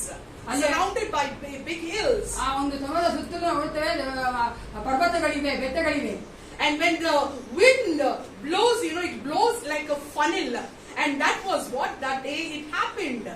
ಆ ಒಂದು ಗಾಳಿ ಬರ್ಬೇಕಾದ್ರೆ ಒಂದು ಫನಲಲ್ಲಿ ಹೋಗಂಗೆ ಚಿಕ್ಕದಾಗಿ ಗಾಳಿ ಬರ್ತದೆ. And when it hits very hard. ಅದು ಹೊಡೆಯುವುದಾದ್ರೆ ಜೋರಾಗಿ ಬಂದು ಹೊಡೆಯುತ್ತೆ. In 1992, the same way it hit. 1992 ಅದೇ ಇದ್ದಾಗ ಅದು ಬಂದು ಹೊಡಿತು. In Sea of Galilee. ಆ ಒಂದು ಗಲಿಲಿಯ ಸಮುದ್ರದಲ್ಲಿ The water was washed out from the sea and into modern Tiberia. ನಾವು ನೋಡ್ತೇವೆ ಆ ಟೈಬೀರಿಯಾ ಎಂಬ ಜಾಗಕ್ಕೆ ಆ ಒಂದು ನೀರು ಬಂದು ಹೊಡಿತು. And it was washed. ಆ ಒಂದು ಜಾಗನೇ ಇಲ್ಲದೆ ಹೋಗ್ಬಿಡ್ತು. So while crossing the sea, Jesus and the disciples were facing the same type of storm. ಅದೇ ರೀತಿಯಾದಂತ ಒಂದು ಬಿರುಗಾಳಿಯನ್ನ ಶಿಷ್ಯರು ಮತ್ತು ಯೇಸು ಕ್ರಿಸ್ತರು ಎದುರಿಸ್ತಾ ಇದ್ದಾರೆ. The winds were hitting the boat. ಆ ಒಂದು ದೋಣಿಯನ್ನ ಬಂದು ಗಾಳಿ ಹೊಡಿತಾ ಇದೆ. It was nearly washed out. That's what verse 37 says. 37 ವಚನ ಹೇಳ್ತದೆ. ಅದೇ ರೀತಿಯಾಗಿ ಆ ದೋಣಿ ಬಂದು ಹೊಡಿಬೇಕಾದ್ರೆ ಆ ತೆರೆಗ ದೋಣಿಗೆ ಹೊಡೆದು ಒಳಗೆ ನುಗ್ಗಿದ್ದರಿಂದ ಅಂದ್ರೆ ಆ ನೀರೇ ಬಂದು ದೋಣಿ ಹೊಡೆಯೋ ಬರಂಗೆ ಆ ರೀತಿ ಜೋರಾಗಿ ಬಂದು ಹೊಡಿತು. When Jesus says, "Let us go to the other side," remember, church. ಯೇಸು ಕ್ರಿಸ್ತನು ಆಚೆ ದಾರಿಗೆ ಹೋಗೋಣ ಅಂತ ಹೇಳ್ಬೇಕಾದ್ರೆ ಸಭೆಗೆ ನೀವು ಜ್ಞಾಪಕ ಇಟ್ಕೊಳ್ಳಿ. He does not promise us a smooth sail. ನಾವು ಆಚೆ ದಾರಿಗೆ ಹೋಗ್ಬೇಕಂತ ಹೇಳ್ಬೇಕಾದ್ರೆ ಯೇಸು ಕ್ರಿಸ್ತನು ಅದು ಯಾವ ತೊಂದರೆ ಇಲ್ಲದೆ ಹೋಗ್ತದೆ ಅಂತ ಹೇಳ್ತಾ ಇಲ್ಲ. When you take up anything in your life, ನಿಮ್ಮ it's ಜೀವನ not going to be smooth. ನೀವು ಜೀವಿತದಲ್ಲಿ ಏನೇ ನಿರ್ಧಾರ ತೆಗೆದುಕೊಂಡ್ರು ಏನೇ ಕಾರ್ಯಗಳು ಮಾಡಿದ್ರು ಅದು ಸ್ಮೂತ್ ಆಗಿ ಹೋಗೋದಿಲ್ಲ. You and I will be faced with storms. When from the time we start, it will be very good. In between, it will start. Or when we are going towards the end, it will start. We will not know where to go. ನಾವು ಪ್ರಾರಂಭ ಮಾಡುವಾಗ ಚೆನ್ನಾಗಿರುತ್ತೆ, ಆದ್ರೆ ಹೋಗ್ತಾ ಹೋಗ್ತಾ ನಾವು ನೋಡುತ್ತೇವೆ ಅನೇಕ ತಡೆಗಳು ಬರ್ತಾ ಇರ್ತದೆ. And the word of God also says that. ದೇವರ ವಾಕ್ಯ ಸಹ ಅದನ್ನೇ ಹೇಳ್ತದೆ. When we do something good, there is lot of hindrances that's going to hit us very badly. ನಾವು ದೇವರ ವಾಕ್ಯ ಹೇಳ್ತದೆ, ನಾವು ಒಳ್ಳೆದನ್ನ ಮಾಡ್ಬೇಕಾದ್ರೆ ಅನೇಕ ಕಾರ್ಯಗಳು ನಮ್ಮ ತಡೆ ಮಾಡ್ತದೆ, ಅದು ಬಂದು ಹೊಡಿತದೆ ನಮ್ಮನ್ನ. Evil knows that something good is going to happen. ಸೈತಾನದ ಗೊತ್ತು ಒಳ್ಳೆಯದೇನೋ ಆಗತ್ತೆ ಅಂತ. And that's the reason Paul says in 1 Thessalonica chapter 2 verse 18. ಮೊದಲನೇ ಥೆಸಲೋನಿಕ 2:18 ಅದಕ್ಕೆ ಪೌಲನು ಹೇಳ್ತಾನೆ, For we wanted to come to you. Paul, I wanted to come to you. Certainly Paul did again and again, but Satan blocked my way. ಪೌಲನು ಹೇಳ್ತಾನೆ, ನಾನು ಬರ್ಬೇಕಂತ ಆಸೆ ಪಡ್ತಾ ಇದ್ದೀನಿ, ನಾನು ಬರಕ್ಕೆ ಇಷ್ಟಪಡ್ತೀನಿ, ಆದರೆ ಸೈತಾನ ನನ್ನನ್ನ ತಡೆ ಮಾಡ್ತಾ ಇದ್ದಾನೆ. So church, when we move forward to do something good, let us face it. Satan doesn't want us to do it. He is going to put a block. ನಾವು ಒಳ್ಳೆದನ್ನ ಮಾಡ್ಬೇಕಂತ ಹೋಗ್ಬೇಕಾದ್ರೆ ಸಭೆಗೆ ಚೆನ್ನಾಗಿ ನಿಂತ್ಕೊಳ್ಳಿ, ಸೈತಾನ ನಮಗೆ ತಡೆಗಳನ್ನ ಹಾಕುತ್ತಾನೆ. And in this journey of life, there are students here, there are working people here, everyone, housewives, whatever I want to do, remember you will be faced with hindrances. ನಾವು ಎಲ್ಲಾ ತರದ ಜನಗಳಿದ್ದೇವೆ, ನಾವು ಏನೇ ಒಳ್ಳೆ ಕಾರ್ಯಗಳು ಮಾಡ್ಬೇಕಂದ್ರೂ ಸಹ ನಾವು ಚೆನ್ನಾಗಿ ತಿಳ್ಕೊಳ್ಬೇಕು, ತಡೆಗಳನ್ನ ನಾವು ಎದುರಿಸಬೇಕು. But be focused. ಆದ್ರೆ ನೀವು ಯಾವ್ದನ್ನ ಮಾಡ್ಬೇಕಂತಿದ್ದೀರಾ ಅದನ್ನೇ ಗಮನವಿಟ್ಟು ಅದನ್ನೇ ನೀವು ದೃಷ್ಟಿ ಇಟ್ಟು Set the goal before your eyes. ನಿಮ್ಮ ಕಣ್ಣುಗಳ ಮುಂಭಾಗದಲ್ಲಿ ಆ ಗುರಿಯನ್ನ ಇಡಿ. Because the grace of God will lead us through it to touch that goal. ದೇವರ ಕೃಪೆ ಆ ಒಂದು ಗುರಿಯನ್ನ ಮುಟ್ಟುವುದಕ್ಕೆ ನಮಗೆ ಸಹಾಯ ಮಾಡುತ್ತಾರೆ. And we are here in this journey to learn. ನಾವು ಈ ಪ್ರಯಾಣದಲ್ಲಿ ಇರುವಂತದ್ದು ನಾವು ಕಲಿಯುವುದಕ್ಕಾಗಿ. And whatever we learn, we need to give it to reliable people so that they too will learn. ನಾವು ಯಾವ್ದಾರ ಕಲ್ತ್ಕೊಂತೇವೋ, ಯಾರು ಕಲಿಯಲಿಕ್ಕೆ ಆಸಕ್ತಿ ಇದ್ದಾರೋ ಅವ್ರನ್ನ ಮುಂದೆ ನಡ್ಸ್ಕೊಂಡು ಹೋಗ್ತಾರೋ ಅಂತವ್ರಿಗೆ ನಾವು ಒಪ್ಪಿಸ್ಕೊಡ್ಬೇಕು, ಕಲ್ತ್ಕೊಡ್ಬೇಕು. Be focused. ಸಭೆಯೇ ನೀವು ದೃಷ್ಟಿ ಇಟ್ಟು ದೇವರ ಮೇಲೆ ಕಾರ್ಯ ಮಾಡಿ. As a family, be focused. ಕುಟುಂಬವಾಗಿ ನೀವು ಆ ಗುರಿಯನ್ನ ದೃಷ್ಟಿ ಇಟ್ಟು ನಡೀರಿ. As individuals, be focused. ನಾವು ವೈಯಕ್ತಿಕವಾಗಿ ಸಹ ಆ ಒಂದು ಗುರಿಯನ್ನು ಇಟ್ಟುಕೊಂಡವರಾಗಿ ದೃಷ್ಟಿ ಇಟ್ಟು ನಡಿಬೇಕು. And then what happens? happens, there is a conversation that is hitting between the disciples and Jesus now. ಅಲ್ಲಿ ಯೇಸು ಕ್ರಿಸ್ತನಿಗೂ ಶಿಷ್ಯರಿಗೂ ನಡೆಯುವಂತ ಮಾತುಕತೆ ನಾವು ನೋಡ್ತೇವೆ. There are 4 questions that is being asked. 4 ಪ್ರಶ್ನೆಗಳನ್ನ ಇಲ್ಲಿ ಶಿಷ್ಯರು ಕೇಳ್ತಾ ಇದ್ದಾರೆ. Verse 38, 38ನೇ ವಚನ, it says, ಅವ್ರು ಹೇಳ್ತಾರೆ, Jesus was in the stern sleeping on a cushion. The disciples woke him and said to him, "Teacher, don't you care if we drown?" ಆತನು ದೋಣಿಯ ಹಿಂಭಾಗದಲ್ಲಿ ತಲೆದಿಂಬನ್ನು ಒಡಗಿ ನಿದ್ರೆ ಮಾಡುತ್ತಿದ್ದನು. ಅವರು ಆತನನ್ನು ಎಬ್ಬಿಸಿ, ಗುರುವೇ, ನಾವು ಮುಳುಗಿ ಹೋಗುವುದರಲ್ಲಿ ನಿನಗೆ ಚಿಂತೆ ಇಲ್ಲವೇ? Don't you care if we drown? ನಾವು ಮುಳುಗೋದ್ರೆ ನಿನಗೆ ಚಿಂತೆ ಇಲ್ವಾ? This was the questions that we asked. ನಾವು ಸಹ ಅದೇ ಕೇಳಿದ್ವಿ. Jesus looked at us and he smiled. Yesu Krista ನಮ್ಮ ಕೈ ನೋಡಿ ಆತನು ನಗುತ್ತು. He just told, "I will take you to the other side." Yesu Krista ಹೇಳಿದ್ರು, ಆ ಕಡೆಗೆ ನಿಮ್ಮನ್ನು ತೆಗೆದುಕೊಂಡು ಹೋಗ್ತೇನೆ. But to go to that other side was not easy. ಆಚೆ ಕಡೆಗೆ ಹೋಗುವಂತದ್ದು ಬಹಳ ಸುಲಭವಾಗಿರ್ಲಿಲ್ಲ. All the 9 of us with COVID, 9 ಜನಕ್ಕೂ ನಮಗೆ ಕೋವಿಡ್ ಬಂದಿತ್ತು. no one can get out, ಯಾರು ಹೊರಗಡೆ ಹೋಗಕ್ ಆಗ್ತಾ no ಇರಲಿಲ್ಲ, one can come in. ಯಾರು ಹೊರಗೆ ಬರಕ್ ಆಗ್ತಾ ಇಲ್ಲ. Right from my mother till my 3-year-old nephew. ನಮ್ಮ ತಾಯಿಯಿಂದ ಹಿಡಿದು ನನ್ನ ತಂಗಿ ಮಗ 3 ವರ್ಷದ ಮಗುಗೂ ಬಂದಿತ್ತು. So it was one roller coaster ride, I would just say. ನಾನು ಹೇಳ್ಬೇಕಾದ್ರೆ ರೋಲರ್ ಕೋಸ್ಟರ್ ನೋಡಿರ್ತೀರಲ್ಲ, ಆ ರೀತಿಯಾಗಿ ನಾವು ಹೋಗಿ ಬಂದಿದ್ದೀವಿ. So, but here in this passage, Jesus Christ, there is a storm and he is sleeping. How can he sleep? ಅಲ್ಲೇ ದೊಡ್ಡ ಬಿರುಗಾಳಿ ಎದ್ದಿದೆ, ದೋಣಿನ ಮುಳುಗ್ತಾ ಇದೆ, ಆದ್ರೆ ಯೇಸು ಕ್ರಿಸ್ತನ ಆರಾಮ ಮಾಡ್ಕೊಂಡಿದ್ದಾರೆ. ಹೆಂಗ್ ಮಾಡ್ಕೊಂಡಾಗತ್ತೆ ಅವರು? This indicates the tranquility of faith. ಇಲ್ಲಿ ನಾವು ನೋಡೋಣ ಅಂದ್ರೆ ನಮ್ಮ ಇವತ್ತು ಆ ನಂಬಿಕೆ ಎಷ್ಟು ಇದೆ ಅನ್ನೋದನ್ನ ತೋರಿಸೋದಕ್ಕಾಗಿ. And when we look into 2 Kings chapter 6 verses 15 to 16, he talks about the same. 2 ಅರಸರು 6, 15, 16 ಓದುವುದಾದ್ರೆ ಇದೇ ವಾಕ್ಯಗಳನ್ನ ಮಾತಾಡಿದ್ದಾರೆ. When the king of Aram surrounded, the people, Elijah was there. ಆರಾಮ ರಾಜ್ಯದ I'm ಬಂದು, sorry, Elisha is there. ಆರಾಮ ರಾಜ್ಯದ ಬಂದ ದಂಡೆತ್ತಿ ಬಂದಾಗ ಆ ಒಂದು ಜಾಗವನ್ನ ಸುತ್ತುವರೆದಾಗ ಅಲ್ಲಿ ಎಲಿಶಾ ಇದ್ದನು.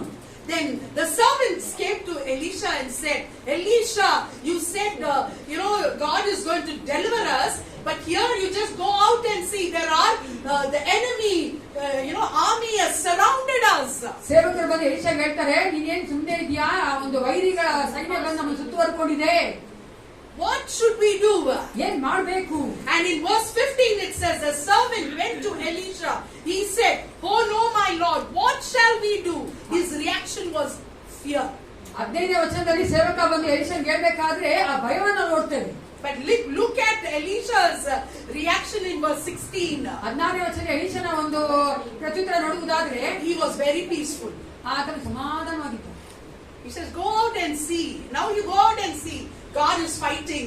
And when the servant went out and saw, the angels were surrounding there and standing to fight against the army. ಈಗ ಹೋಗಿ ನೋಡು, ಅಲ್ಲಿ ದೇವರ ದೂತರು ಇವರಿಗಾಗಿ ಯುದ್ಧ ಮಾಡೋದಕ್ಕಾಗಿ ಎಲ್ಲಾ ಸೈನ್ಯಗಳ ಸುತ್ತಲಿದ್ದಾರೆ. We can see the same thing in Proverbs chapter 19 verse 23. 19:23 ಜ್ಞಾನೋಕ್ತಿಗೆ ಸಹ ಅದನ್ನು ನೋಡ್ತೇವೆ ನಾವು. So what I would tell here is, don't give in to fear when the storm hits us. ಬಿರುಗಾಳಿ ಬಂದು ನಮ್ಮನ್ನ ಹೊಡಿಬೇಕಾದ್ರೆ ಭಯಕ್ಕೆ ನಿಮ್ಮನ್ನ ಒಪ್ಪಿಸಿಕೊಡಬೇಡಿ. The first thing when a storm hits us is fear. ನಮ್ಗೆ ಯಾವ ಬಿರುಗಾಳಿ ಹೊಡೆಯುತ್ತೋ ಅವಾಗ ನಮ್ಗೆ ಬರುವಂತದ್ದು ಮೊದಲನೇದಾಗಿ ಭಯ. And it will paralyze us. ಆ ಭಯ ಬಂದ್ಬಿಟ್ರೆ ನಮ್ಮನ್ನ ಪಾರ್ಶ್ವವಾಯು ಮಾಡ್ಬಿಡ್ತದೆ. ಅಂದ್ರೆ ಏನು ಮಾಡಕ್ ಆಗದೆ. How many of you all agree with me? ಯಾರೋ ಒಪ್ಕೊಂತೀರಾ? I am the first person.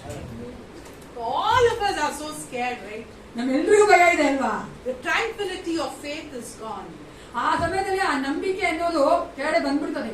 Tranquility of faith is there, but that peace is gone. ಆ ನಂಬಿಕೆ ಇರುತ್ತೆ, ಆದ್ರೆ ಸಮಾಧಾನ ಹೋಗ್ಬಿಡ್ತದೆ. Satan wants that to happen. ಸೈತನಿಗೆ ಅದೇ ಬೇಕು. But we need to overcome it. ಅದನ್ನ ನಾವು ಜಯಿಸಿ ಬರಬೇಕು. And here goes another question in verse 40. 40ನೇ ವಚನದಲ್ಲಿ ಮತ್ತೊಂದು ಪ್ರಶ್ನೆ ನೋಡ್ತೇವೆ. He said to the disciples, Jesus tells the disciples, "Why are you so afraid?" ತರುವಾಯ ಯೇಸು ಅವರಿಗೆ ಹೇಳ್ತಾನೆ, ಯಾಕೆ ಧೈರ್ಯಗೊಡುತ್ತೀರಿ? Why are you afraid? ಯಾಕೆ ಧೈರ್ಯಗೊಡುತ್ತೀರಿ? Today, church, Jesus is asking you and me, why are you afraid? ಯೇಸು ಕ್ರಿಸ್ತನು ಸಭೆಯೇ ನಮ್ಮನ್ನ ಕೇಳ್ತಾ ಇದ್ದಾರೆ, ಯಾಕೆ ನೀವು What ಧೈರ್ಯಗೊಳ್ಳುತ್ತೀರಿ? is that makes you so scared? ಯಾವುದು ನಿಮ್ಮನ್ನ ಅಷ್ಟು ಭಯಪಡಂಗೆ ಮಾಡ್ತಾ ಇದೆ? Why are you afraid? ಯಾಕೆ ನೀವು ಧೈರ್ಯಗೆಡುತ್ತೀರಿ? It is not, Jesus is not saying that the disciples doubted. No. ಅಲ್ಲಿ ಯೇಸು ಕ್ರಿಸ್ತನು ಶಿಷ್ಯರು ಸಂದೇಹ ಪಟ್ಟರು ಅಂತ ಹೇಳ್ತಾ ಇಲ್ಲ. He cares for them. It's not that he is just pointing them out and saying y'all are doubting. No, Jesus Christ will not tell us also that you are doubting. He knows our faith. Okay, so it's not that. ಅಲ್ಲಿ ಯೇಸು ಕ್ರಿಸ್ತನು ಅವ್ರು ಯಾಕೆ ಸಂದೇಹ ಪಡ್ತಾ ಇದ್ದೀರಾ ಅಂತ ಕೇಳ್ತಾ ಇಲ್ಲ, ಯಾಕಂದ್ರೆ ಯೇಸು ಕ್ರಿಸ್ತನು ನಮ್ಮನ್ನ ಆ ರೀತಿಯಾಗಿ ಪಾಯಿಂಟ್ ಔಟ್ ಮಾಡಲ್ಲ. Okay, but rather their fear paralyzed them. ಆ ಒಂದು ಭಯ ಅನ್ನೋದು ಅವ್ರನ್ನ ಏನು ಮಾಡಕ್ ಆಗದೆ ಮಾಡ್ಬಿಟ್ಟಿತ್ತು. It made they became powerless ಅವ್ರಿಗೆ ಶಕ್ತಿ ಇಲ್ಲದಂತೆ ಆಗ್ಬಿಟ್ಟಿತ್ತು. and wrecking the chance of survival. ಅವರಿಗೆ ಯಾವ ತರ ಅದನ್ನ ರಕ್ಷಣೆ ಹೊಂದಬೇಕು ಅನ್ನೋದಕ್ಕೆ ಅವ್ರಿಗೆ ಗೊತ್ತಾಗ್ತಾ ಇಲ್ಲ. When fear grips us, the thing that follows us is we become powerless. ಆ ಭಯ ನಾವು ಹಿಡ್ಕೊಂಡ್ರೆ ನಂತರ ಬರುವಂತದ್ದೇ ನಾವೇನು ಮಾಡಕ್ ಆಗದೆ ಶಕ್ತಿ ಇಲ್ಲದೆ ಮಾಡ್ಬಿಡ್ತದೆ. And then what happens? Even if God says you have to live, I will say no, I can't live. Yesu Krista ನಮಗೆ ಜೀವಿಸಬೇಕು ಅಂತ ಹೇಳಿದ್ರೆ ನಾನು ಜೀವಿಸಕ್ ಆಗಲ್ಲ ಅಂತೀವಿ ನಾವು. You got my point? You can overcome. ನಮಗೆ ಅದನ್ನ ಜಯಿಸಕ್ಕೆ ಆಗತ್ತೆ.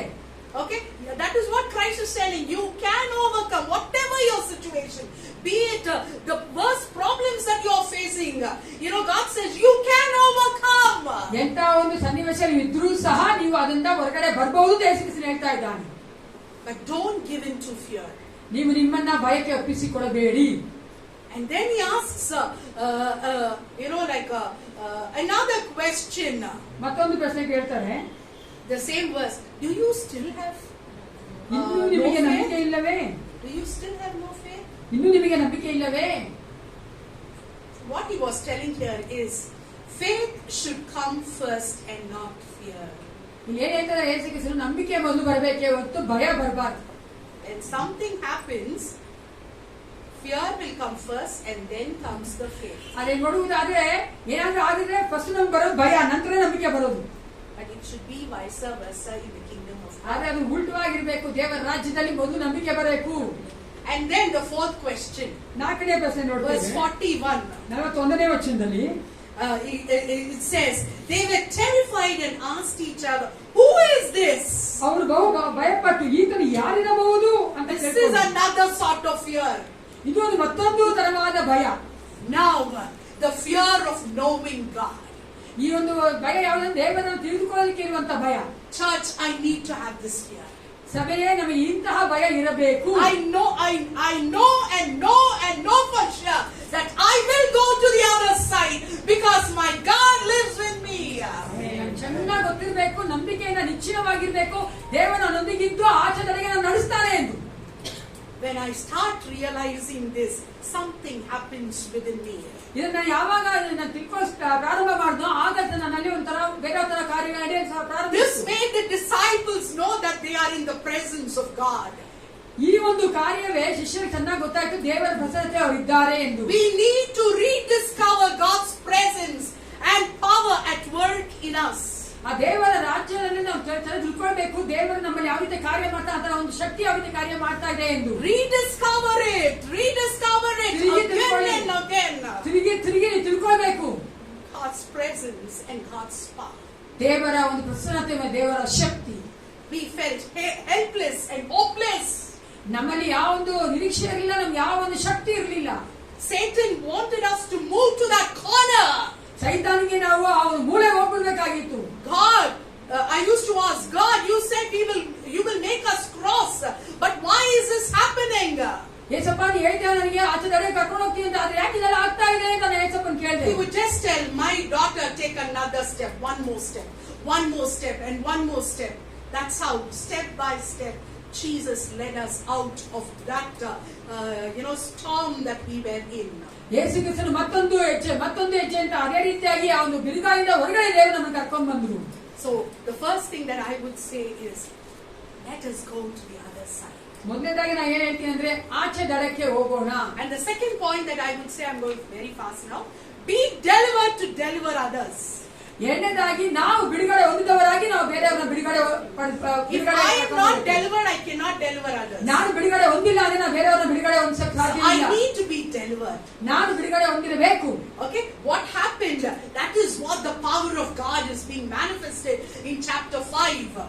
ಅದೇ 5ನೇ ಅಧ್ಯಾಯದಲ್ಲಿ ದೇವರ ಒಂದು ಶಕ್ತಿಯಲ್ಲಿ ಪ್ರಕಟವಾಗುವುದು ನೋಡ್ತೇವೆ. When Jesus and the disciples went to the other side, that is Gerasene. ಆಚರಣೆ ಬೇಕಾದ್ರೆ ಆ ಗೆರಸನಿಗೆ ಹೋಗ್ಬೇಕಾದ್ರೆ They are met with a unclean spirit filled man. ಆ ದೆವ್ವ ಹಿಡಿದವನನ್ನ ನೋಡಿದ್ರು. Okay, he is who's welcoming? No people, no one there. But this unclean, possessed man is welcoming him. ಅಲ್ಲಿ ಯಾವ ಜನಗಳು ಇರಲಿಲ್ಲ. ಅಲ್ಲಿ ಆ ದೆವ್ವ ಹಿಡಿದವನೇ ಅವರನ್ನ ಯೇಸು ಕ್ರಿಸ್ತನ ಶಿಷ್ಯರನ್ನ ವೆಲ್ಕಮ್ ಮಾಡಿದ. And verse 12 says, God delivers this man. ಈ ಮನುಷ್ಯನ ಯೇಸು ಕ್ರಿಸ್ತನು ಅಲ್ಲಿ ಬಿಡುಗಡೆ ಮಾಡ್ತಾರೆ. In verse 12, that's what it says. Jesus delivers this man. 12ನೇ ವಚನದಲ್ಲಿ ಯೇಸು ಕ್ರಿಸ್ತನು ಆತನನ್ನ ಬಿಡುಗಡೆ ಮಾಡೋದನ್ನ ಹೇಳ್ತದೆ. When I was reading it, I was just thinking, just for this one man, God crossed that Galilee Sea and met him. ಈ ಒಂದು ಮನುಷ್ಯನಿಗೋಸ್ಕರ ಯೇಸು ಕ್ರಿಸ್ತನು ಆ ಗಲಿಲೆಯ ಸಮುದ್ರವನ್ನು ದಾಟಿ ಬಂದು ಈತನನ್ನ ಸಂಧಿಸಿದ್ರು. God has crossed so many things in your life and in my life to reach us. ನಮ್ಮ ಜೀವಿತದ ಅನೇಕ ಕಡೆಯಿಂದ ದೇವರು ದಾಟಿಕೊಂಡು ಬಂದು ನಮ್ಮನ್ನ ಸಂಧಿಸಿದ್ದಾನೆ. He has delivered you and me to meet, so that to do something. ನಮ್ಮನ್ನ ದೇವರು ಬಿಡುಗಡೆ ಮಾಡಿರುವಂತದ್ದೇ ಏನೋ ಒಂದು ಕಾರ್ಯ ಆತನಿಗಾಗಿ ಮಾಡಬೇಕೆಂದು. If we are delivered and keep quiet, that's not going to happen. ನಾವು ಬಿಡುಗಡೆ ಹೊಂದಿ ಸುಮ್ಮನೆ ಇರುವುದಾದರೆ ಅದು ನಡೆಯುವುದಿಲ್ಲ. In verse 12, that's what it says. ವಚನ 12 ಅದೇ ಹೇಳ್ತದೆ. The man was healed. ಆ ಮನುಷ್ಯ ಗುಣ ಹೊಂದಿದನು. And after that, the people should have been very happy. ಅದರ ನಂತರ ಜನಗಳು ತುಂಬಾ ಸಂತೋಷ ಪಡಬೇಕಾಗಿತ್ತು. But Jesus is asked to go away. ಯೇಸು ಕ್ರಿಸ್ತನಿಗೆ ಆ ಜನಗಳು ಹೇಳ್ತಾರೆ, ನಮ್ಮ ಸೀಮೆಯನ್ನು ಬಿಟ್ಟು ಹೋಗು. And verses 18 and 19, 18-19 ನೋಡ್ತೇವೆ. this man wanted to stay with Jesus. ಆ ಮನುಷ್ಯನಿಗೆ ಯೇಸು ಕ್ರಿಸ್ತನೊಂದಿಗೆ ಇರಬೇಕಂತ ಆಸೆ. He said, Lord, take me. ಕರ್ತನೇ ದೇವರೇ ನನ್ನನ್ನು ಕರ್ಕೊಂಡು ಹೋಗು ಅಂತ ಹೇಳಿದ್ರು. But Jesus says, no, you won't be here.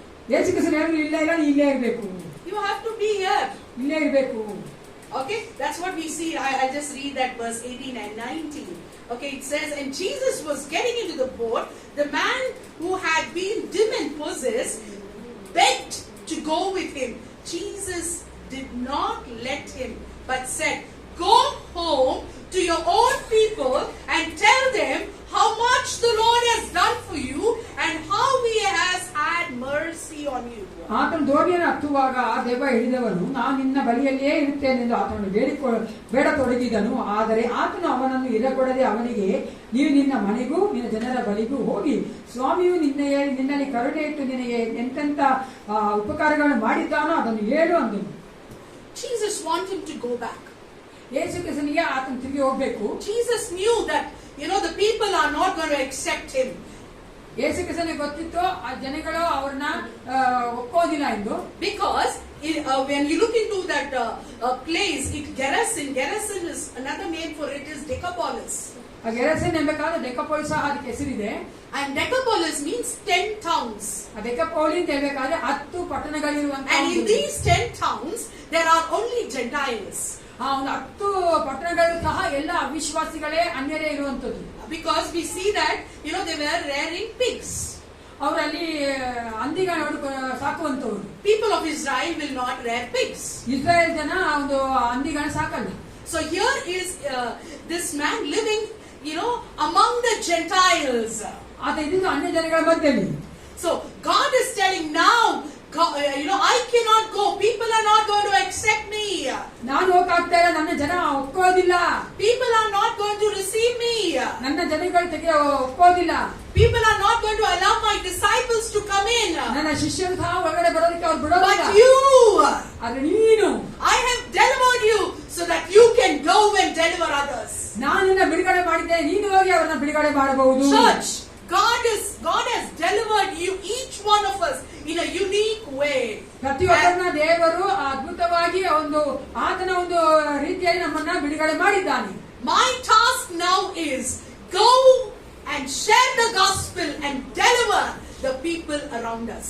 ನನ್ನ ಒಂದು ಕೆಲಸ ಏನಾಗಿದೆ, ನಾವು ಸುತ್ತಲಿರುವ ಜನಗಳನ್ನ ಹೋಗಿ ಬಿಡುಗಡೆ ಮಾಡಬೇಕು. And this is a task that Jesus gave to this man who was possessed and healed and delivered. ಆ ಒಂದು ದೆವ್ವಹಿಡಿದವನ ಗುಣಪಡಿಸಿ ದೇವರು ಈ ಒಂದು ಕೆಲಸವನ್ನ ಆತನಿಗೆ ಕೊಟ್ಟರು. I don't know how God has delivered you, church. ಯಾವ ರೀತಿಯಾಗಿ ಸಭೆಯೇ ದೇವರು ನಿಮ್ಮನ್ನ ಬಿಡುಗಡೆ ಮಾಡಿದ ಗೊತ್ತಿಲ್ಲ. But today, ಆದ್ರೆ ಈ ದಿನ I don't know whether you all are in the storm or you all are started your journey. ಆದ್ರೆ ನಂಗೆ ಗೊತ್ತಿಲ್ಲ ಬಿರುಗಾಳಿಯಲ್ಲಿ ಇದ್ದೀರೋ ಅಥವಾ ಬಿರುಗಾಳಿಯ ಪ್ರಾರಂಭದಲ್ಲಿ ಇದ್ದೀರೋ, Or you all have overcome the storm. ಆದ್ರೆ ಆ ಒಂದು ಬಿರುಗಾಳಿಯ ನೀವು ಜಯಿಸ್ಬಿಟ್ಟಿದ್ದೀರೋ ಗೊತ್ತಿಲ್ಲ ನಂಗೆ. But wherever, whatever situation you are in, God says, I am with you. ಎಂತ ಪರಿಸ್ಥಿತಿ ಇದ್ರೂ ಸಹ ಯೇಸು ಕ್ರಿಸ್ತನು ಹೇಳ್ತಾನೆ, ನಾನು ನಿಮ್ಮೊಂದಿಗೆ ಇದ್ದೇನೆ. So if today fear has gripped us, ಈ ದಿನದಲ್ಲಿ ಆ ಭಯ ನಿಮ್ಮನ್ನು ಹಿಡಿದುಕೊಂಡಿರುವುದಾದ್ರೆ, God says, let faith come first and then come fear. ದೇವರು ಹೇಳ್ತಾ ಇದ್ದಾರೆ, ನಂಬಿಕೆ ಮೊದಲು ಬರಲಿ, ನಂತರ ಭಯ ಬರಲಿ. And Jesus Christ tells two very important things here. Let us go to the other side. ಯೇಸು ಕ್ರಿಸ್ತನು ಎರಡು ಕಾರ್ಯಗಳನ್ನು ಮುಖ್ಯವಾಗಿ ಹೇಳ್ತಾ ಇದ್ದಾನೆ. ಮೊದಲನೇದಾಗಿ ಆಚೆ ದಡೆಗೆ ಹೋಗೋಣ. And the second thing that he says is, be delivered so that you will deliver others. ಎರಡನೇದಾಗಿ ನಾವು ಆ ಬಿಡುಗಡೆ ಹೊಂದಿದ್ದೇವೆ, ನಾವು ಬೇರೆಯವರನ್ನ ಬಿಡುಗಡೆ ಮಾಡುವಂತೆ ಹೋಗೋಣ. Today, church, people are waiting. ಸಭೆಯೇ ಈ ದಿನಗಳಲ್ಲಿ ಜನರು ಕಾಯುತ್ತಾ ಇದ್ದಾರೆ. We think it is unprecedented times. ನಾವು ಅನ್ಕೊಳ್ತೇವೆ ಸನ್ನಿವೇಶ ಸರಿ ಇಲ್ಲ, ಪರಿಸ್ಥಿತಿಗಳು ಸರಿ ಇಲ್ಲ ಎಂದು. But people are waiting. ಆದರೆ ಜನಗಳು ಕಾಯುತ್ತಾ ಇದ್ದಾರೆ. The harvest is plentiful, the laborers are few. ಬೆಲೆಯೋ ಅಧಿಕವಾಗಿದೆ, ಆದರೆ ಕೆಲಸಗಾರರು ಕಮ್ಮಿಯಾಗಿದ್ದಾರೆ. Helpless and hopelessness has hit our neighborhood. ಅಸಹಾಯಕತೆ, ನಿರೀಕ್ಷೆ ಇಲ್ಲದೆ ಇರುವಂತದ್ದು ನಮ್ಮ ಅಕ್ಕಪಕ್ಕದ ಜನಗಳ ಮೇಲೆ ಇದೆ. Today, God is equipping you so that we will bring back that hope, that peace into the situations where Christ will rule. ಯೇಸು ಕ್ರಿಸ್ತನು ಆ ಸನ್ನಿವೇಶವನ್ನು ಉಪಯೋಗಿಸಿಕೊಂಡವನಾಗಿ ಅವರಲ್ಲಿ ಸಹ ದೇವರ ರಾಜ್ಯ ಬರುವಂತೆ ಮಾಡ್ತಾನೆ. I always used to think when Thomas came into India, only one person. Bharat ದೇಶಕ್ಕೆ ತೋಮನು ಬಂದಾಗ ಆತನ ಒಬ್ಬೇ ಒಬ್ಬ ವ್ಯಕ್ತಿ. How would have he done the ministry? ಯಾವ ರೀತಿಯಾಗಿ ಆತನು ಸೇವೆ ಮಾಡಬೇಕು, Think about it. ಅದರ ಕುರಿತಾಗಿ ನೀವು ಆಲೋಚನೆ ಮಾಡಿ. The 12 disciples, when we look into the book of Acts, the 12 disciples, wherever they went, I tell it in Kannada, ಲೋಕವನ್ನು ಅಲ್ಲೋಲ ಕಲ್ಲೋಲ ಮಾಡುವಂತಹ ಜನರು ಇವರು. No, these are the people who will turn the world upside down.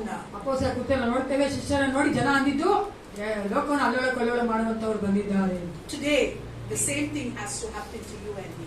ಈ ದಿನಗಳಲ್ಲಿ ನಿಮ್ಮಲ್ಲಿ ನಮ್ಮಲ್ಲಿ ಅದೇ ಕಾರ್ಯ ನಡೆಯಬೇಕಾಗಿದೆ. Let's close our eyes and look unto the Lord. ನಾವು ಕಣ್ಣುಗಳನ್ನು ಮುಚ್ಚಿಕೊಂಡವರಾಗಿ ದೇವರೆಡೆ ನೋಡೋಣ. Hallelujah. We thank you, Father. We praise you, we bless you, we worship, we exalt your name, mighty God. Lord, I lift up each one of my brothers and sisters who are here into your mighty hands. Each one of us are going through so many hurdles, Lord. So many problems, Lord. Ora vadima masyandaraba. Ori kadima mohukaraba shyandaraba. Ori ayadima mahakaraiyandara. Ori ayadima mahasyandaraba huradima makka. Ori makkaraba shyandaraba siyandaraba huradima makka. Yadima hosya kaya ngayariya. Yakayadima mohusyandara. My children, my grace I pour it upon ye. ನನ್ನ ಮಕ್ಕಳೇ, ನನ್ನ ಕೃಪೆಯನ್ನು ಮೇಲೆ ಸುರಿಸಿದ್ದೇನೆ. My power I have already given it unto ye. ನನ್ನ ಶಕ್ತಿಯನ್ನು ನಿಮಗೆ ಮೊದಲೇ ಕೊಟ್ಟಿದ್ದೇನೆ. The weapons that is working against each of ye, I know it. ನಿಮ್ಮ ವಿರುದ್ಧವಾಗಿ ಕಾರ್ಯ ಮಾಡುತ್ತಿರುವಂತಹ ಪ್ರತಿಯೊಂದು ಆಯುಧವನ್ನು ನಾನು ಬಲ್ಲವನಾಗಿದ್ದೇನೆ. Before it could touch you, it should touch me. ನಿಮ್ಮನ್ನು ಮುಟ್ಟುವುದಕ್ಕೆ ಮುಂಚಿತವಾಗಿ ಅದು ನನ್ನನ್ನು ಮುಟ್ಟಬೇಕಾಗಿದೆ. And my children, ನನ್ನ ಮಕ್ಕಳೇ, my grace I pour it upon ye. ನನ್ನ ಕೃಪೆಯ ಮೇಲೆ ನಾನು ಸುರಿಸಿದ್ದೇನೆ. So that ye be set free and come out of every chains that boundeth thee. ನೀವು ಬಿಡುಗಡೆ ಹೊಂದಿದವರಾಗಿ ಎಲ್ಲ ಒಂದು ಬಂಧನಗಳಿಂದ ಹೊರಗಡೆ ಬರಬೇಕೆಂದೇ ನಾನು I clothe thee with my peace, with my hope. Go likewise and clothe my children with the same. ನನ್ನ ಸಮಾಧಾನವನ್ನು ನನ್ನ ಕೃಪೆಯ ನಿಮ್ಮ ಮೇಲೆ ನಾನು ಒದಗಿಸಿದ್ದೇನೆ, ಅದನ್ನೇ ನೀವು ಬೇರೆಯವರಿಗೂ ಸಹ ಒದಗಿಸಬೇಕೆಂದು ನಾನು ಇಷ್ಟಪಡುತ್ತೇನೆ. My presence goes before ye, my little ones. ನನ್ನ ಪ್ರಸನ್ನತೆ ನಿಮ್ಮ ಮುಂಭಾಗದಲ್ಲಿ ಹೋಗುತ್ತದೆ ಮಕ್ಕಳೇ. I am with you. ನಾನು ನಿಮ್ಮೊಂದಿಗಿದ್ದೇನೆ. Hallelujah, Lord. This is our prayer this day, Lord. Let each one of them, Father, be blessed, be anointed, be filled, and move to the next level of their spiritual life. Let the kingdom come and let your will be done on earth as it is in heaven, in Jesus' name. Amen. I thank God for giving me this opportunity, and I thank Anita, the pastor, who has come. God bless you. ದೇವರಿಗೆ ಸ್ತೋತ್ರವಾಗಲಿ.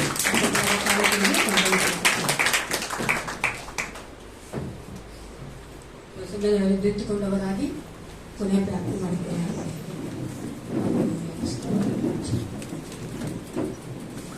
ನನ್ನ ಮನವೇ ಕಟ್ಕೊಂಡು ಕೊಂಡಾಡು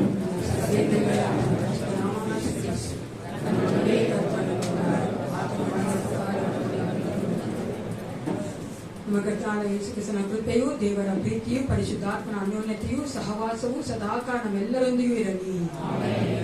Praise the Lord. Jesus loves you.